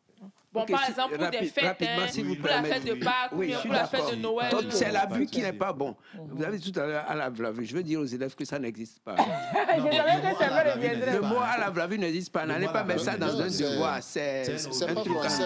C'est pas français, voilà. Normalement, nous-mêmes là, on doit militer pour que ça soit. Pour que l'Académie française. Mais à la vlavure, il y a non, mais ça n'existe pas. À la vlavure. Il ne faut pas qu'ils mettent ça dans un devoir. À l'Académie. Ils prennent des mots. Pour le moment, on ne l'a pas encore dans le dictionnaire. N'écrivez pas ça, s'il vous plaît. Il faut faire le lobby. Peut-être que c'est des trucs qu'on dit entre nous pour rigoler. Si vous écrivez, peut-être que si quelqu'un se met la vlavure, donc à moi, les Niemnia. Mais si tu tombes sur un serveur, ça n'existe pas. Maintenant, le truc, c'est quoi? Comment on va se prémunir? Rapidement, oui. Oui, rapidement. C'est quoi? Il faut faire les activités physiques, j'en ai parlé, c'est au moins 30 minutes. Venez faire le ménage chez moi, par exemple, m'aider à faire le ménage. Voilà. C'est vrai. Il faut arrêter de fumer si on fumait. Arrêtez de fumer. Si on peut arrêter de boire aussi, ce serait bien. Mais sinon, si on ne peut pas, c'est réduire drastiquement. Et un verre de bière pour chaque boisson par jour et manger au moins 5 fruits et légumes par jour. 5 fruits, par exemple, là, il y a 5 mangues. Non, en fait, non. Les fruits et légumes, par exemple, c'est à peu près 64 à 150 grammes. Maintenant, dis-nous ça autrement. C'est pas une banane, c'est une orange. Pour les mangues, par exemple, les mangues greffées, c'est une portion. C'est une tranche. C'est pas toute la mangue? Non. Mais les petites mangues là, oui, mais pour les greffés, c'est des tranches. Excusez-moi, c'est la tranche de Bombay ou bien c'est la tranche du noyau? Maintenant, je vais laisser le noyau. On les coupe par tranche, c'est une tranche. Maintenant, la petite mangue là. La petite banane, c'est la petite mangue. Et maintenant, les plantains, il y en a plusieurs. Il y a les gros, les moyens, les petits. Là, si vous prenez le gros, donc il faut le diviser en 3. Excusez-moi. Non, mango greffé, je ne peux pas manger un. Excusez-moi, je n'ai pas dit au moins. Au moins 5 fruits et légumes, ça veut dire que vous pouvez en manger. On peut exagérer. Vous pouvez en manger beaucoup. Donc je peux manger une grosse ou alors 2 mangues greffées. Non, l'excès en toute nuit. Maintenant, là, ça, je suppose que vous n'avez pas... C'est des fruits, c'est naturel. C'est des fruits, vous pouvez en manger. Il faut éliminer ça par le sport. Vous avez par exemple le diabète. Je n'ai pas. Et si vous avez le diabète, vous devez réajuster. Je n'ai pas, je n'ai pas. Une personne normale, on a dit au moins 5 fruits et légumes. Ça, je suppose que vous pouvez en manger plus. Merci beaucoup. Dit, non, plus, je vais prendre Boma Mais Desi. comme vous l'avez dit, l'excès en toute nuit, n'oubliez pas ça. Boma Desi à demain Desi. Donc, je prends Boma Desi dans la journée. Je prends, par exemple, le matin. Maintenant, le portion, c'est quoi? C'est, par exemple, une louche de la sauce. Ça fait une portion à peu près. Maintenant, Boma Desi, même, je vais encore calculer. C'est le minimum. C'est le minimum. Vous pouvez, par exemple, si vous voulez prendre toute la sauce, c'est bon. D'accord, merci. Si vous voulez prendre toute mais la s'il y a casserole, beaucoup de bon. mais s'il y a beaucoup de goussis et de la viande, c'est pas bien. Mais il ne faut pas prendre tout. Maintenant, docteur, ce qu'on va faire, faites-nous, par exemple, un menu d'une journée. Qui est super, qui est recommandé par un médecin. Voilà, donc le matin. En fait, c'est pas bien de le sucre du matin, c'est pas bon parce que le matin, spontanément, notre organisme met en place le sucre pour l'usage. Non, le sucre n'est pas bon. Le matin. Non. Un outil sans sucre. Laissez. Vous posez les questions, vous donnez les réponses. Pourquoi? Dites-moi alors. Excusez-moi. Si vous, l'organisme, le matin, l'organisme met à disposition gratuitement. Vous avez des réserves de sucre. L'organisme met ça à disposition le matin. Donc, quand vous mangez davantage, c'est que la réserve là devient trop importante. Maintenant, on mange quoi le matin? On mange quoi le matin? D'avoir du diabète. Maintenant, on mange quoi le matin? Il faut manger un peu salé. C'est-à-dire? C'est-à-dire que... Comme c'est du sucre, hein, puis comme c'est du sucre. C'est du sucre. Amidon. Parce que là, vous pouvez... Enfin, ici, vous pouvez prendre quoi? On peut vous faire des omelettes et des trucs comme ça. Maintenant, tout est question de... Si vous voulez prendre, par exemple, de la bouillie, il ne faut pas en prendre trop. Ou peut-être mettre un morceau de sucre dedans. Oui, mais ne pas même pas mettre, si on peut. Voilà, parce que déjà, votre organisme a disponibilisé du sucre. Il n'a pas mis ça dans ma bouche. Bon, c'est la bouche qui est doux. C'est la bouche qui envoie ça dans le corps. Le corps a déjà ça. Donc, mais il faut que ce soit doux pour passer ici. Il n'a qu'à mettre le goût ici. Comme ça. Le corps bon, on a 1 minute, 2 minutes pour finir. Donc, le menu. Donc, il a disponibilisé. Donc, il ne faut plus encore rajouter. Vous l'avez vu, vous l'avez vu. Deuxièmement, ça vous rend malade. Vous avez le diabète. Actuellement, la courbe de diabète est dangereusement élevée. Pour midi. Donc on dit, nous avons midi, gâteau. C'est bon. Vous pouvez manger tout ce que vous voulez. À midi, parce que l'organisme a déjà ne met rien en place. Donc là, tout ce que vous voulez, vous mangez. Et donc, vous mangez bien. Le matin, il faut consommer aussi quelques fruits, etc. Et à midi, beaucoup de fruits, beaucoup de légumes, beaucoup de tout ce que vous aimez. Voilà. Mais en évitant beaucoup de sucre, beaucoup de sel, beaucoup d'huile, beaucoup de... On évite. Voilà. Pas d'alcool surtout. Et le soir. Le soir aussi, il faut manger léger. Il faut faire une salade, etc. Quand on parle de salade, ce n'est pas pour les riches. Même avec 200 francs, tu as fait salade. Laitue, carottes, concombre, tout ce que tu veux, tu coupes en désordre. On n'a pas dit de mettre... matin, vous en voulez, vous pouvez en faire aussi. Maintenant, si on ne veut pas du sucre, on peut mettre du miel. Le miel, il faut, oui. Le matin, il faut savoir que normalement, le miel, il y en a de plusieurs sortes. Ça dépend de l'endroit où le miel est fabriqué. Les trucs qui sont là-bas, il y a des miels qui sont très sucrés, des miels qui sont moins sucrés. Donc, au Togo, on n'a pas encore catégorisé ces miels-là. Et donc, du coup, comme on ne sait pas vraiment, il faut faire un tout petit peu attention ailleurs. Et on sait que le miel vient d'ici. Et donc, on sait que ce miel-là n'est pas trop riche en sucre. Ce miel est riche en sucre. Et en fait, il y a quelque chose que nous appelons chez nous index glycémique. Il y a quelque chose. Donc, les index glycémiques des différents miels ne sont pas identiques. Donc, ce n'est pas parce qu'on ne prend pas du sucre qu'on prend du miel qu'on apprend beaucoup de miel. Non. Non. Le miel ne doit pas. Le goût sucré appelle le sucre.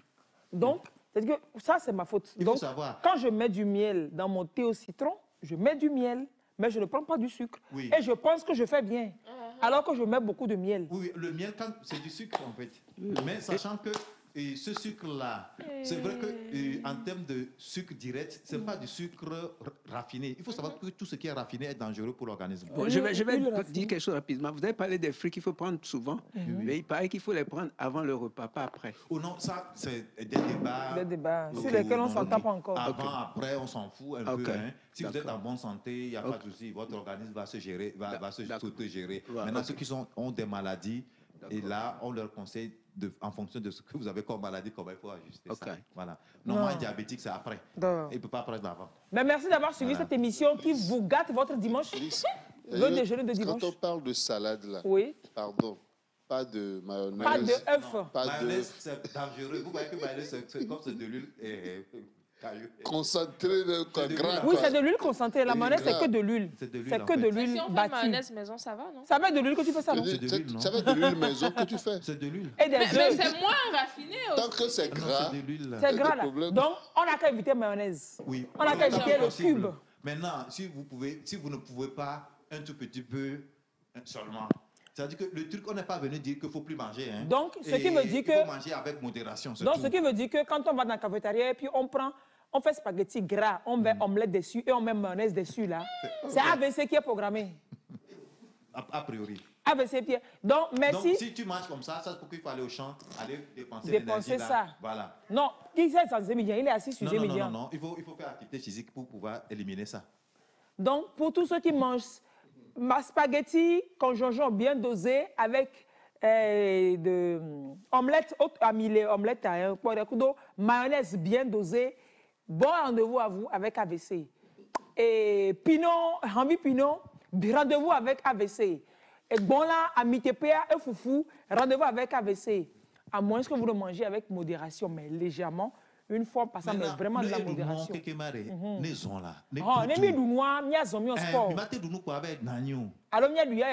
Alors, on ne mange pas à lèvres se coucher, non. Docteur, vous évitez les maladies. Professeur, merci beaucoup d'être passé. Aujourd'hui, c'est la journée de lutte contre les AVC. Journée de lutte contre les accidents vasculaires cérébraux. J'espère qu'on a passé quand même des messages, qu'on a expliqué les choses et que c'est nos habitudes qui nous tuent. Ma grand-mère avait déjà dit, paix à son âme. Elle, encore aujourd'hui, je la cite tous les jours. Hein. Non, elle dit que nous creusons notre tombe avec nos dents. Oui, c'est ça. C'est exactement la même tout chose. Résumé là. Et en fait, notre langue aussi, quand on veut douceur. Douceur. Et la bière, tout ça, la whisky, tout ça. Bon, voilà. Allez, nous savons tous que nous avons des mauvaises habitudes, mais c'est seulement compliqué de s'en départir. Sinon, tout ce qu'on fait qui n'est pas bien là, voilà. Merci, professeur Koumako, d'être passé par ici, chef service neurologie du centre hospitalier universitaire de Kara. Merci pour toutes ces belles explications. Et puis, merci pour tout le boulot que vous faites pour nous. C'était un plaisir. Bon, on n'a pas été trop académique, j'espère. Non, c'était bien. On a pris des exemples. On a pris des exemples complètement. Non. Bon, vous avez été à notre niveau. Au niveau des citoyens de basse commune que nous sommes, que vous étiez. Merci, professeur. Merci à vous d'avoir suivi à la maison. Merci à la régie de nous avoir concédé les 4 minutes après avoir bouffé en amont quand même 5 minutes avant le début de l'émission. Ce n'est que compensation de... Au revoir.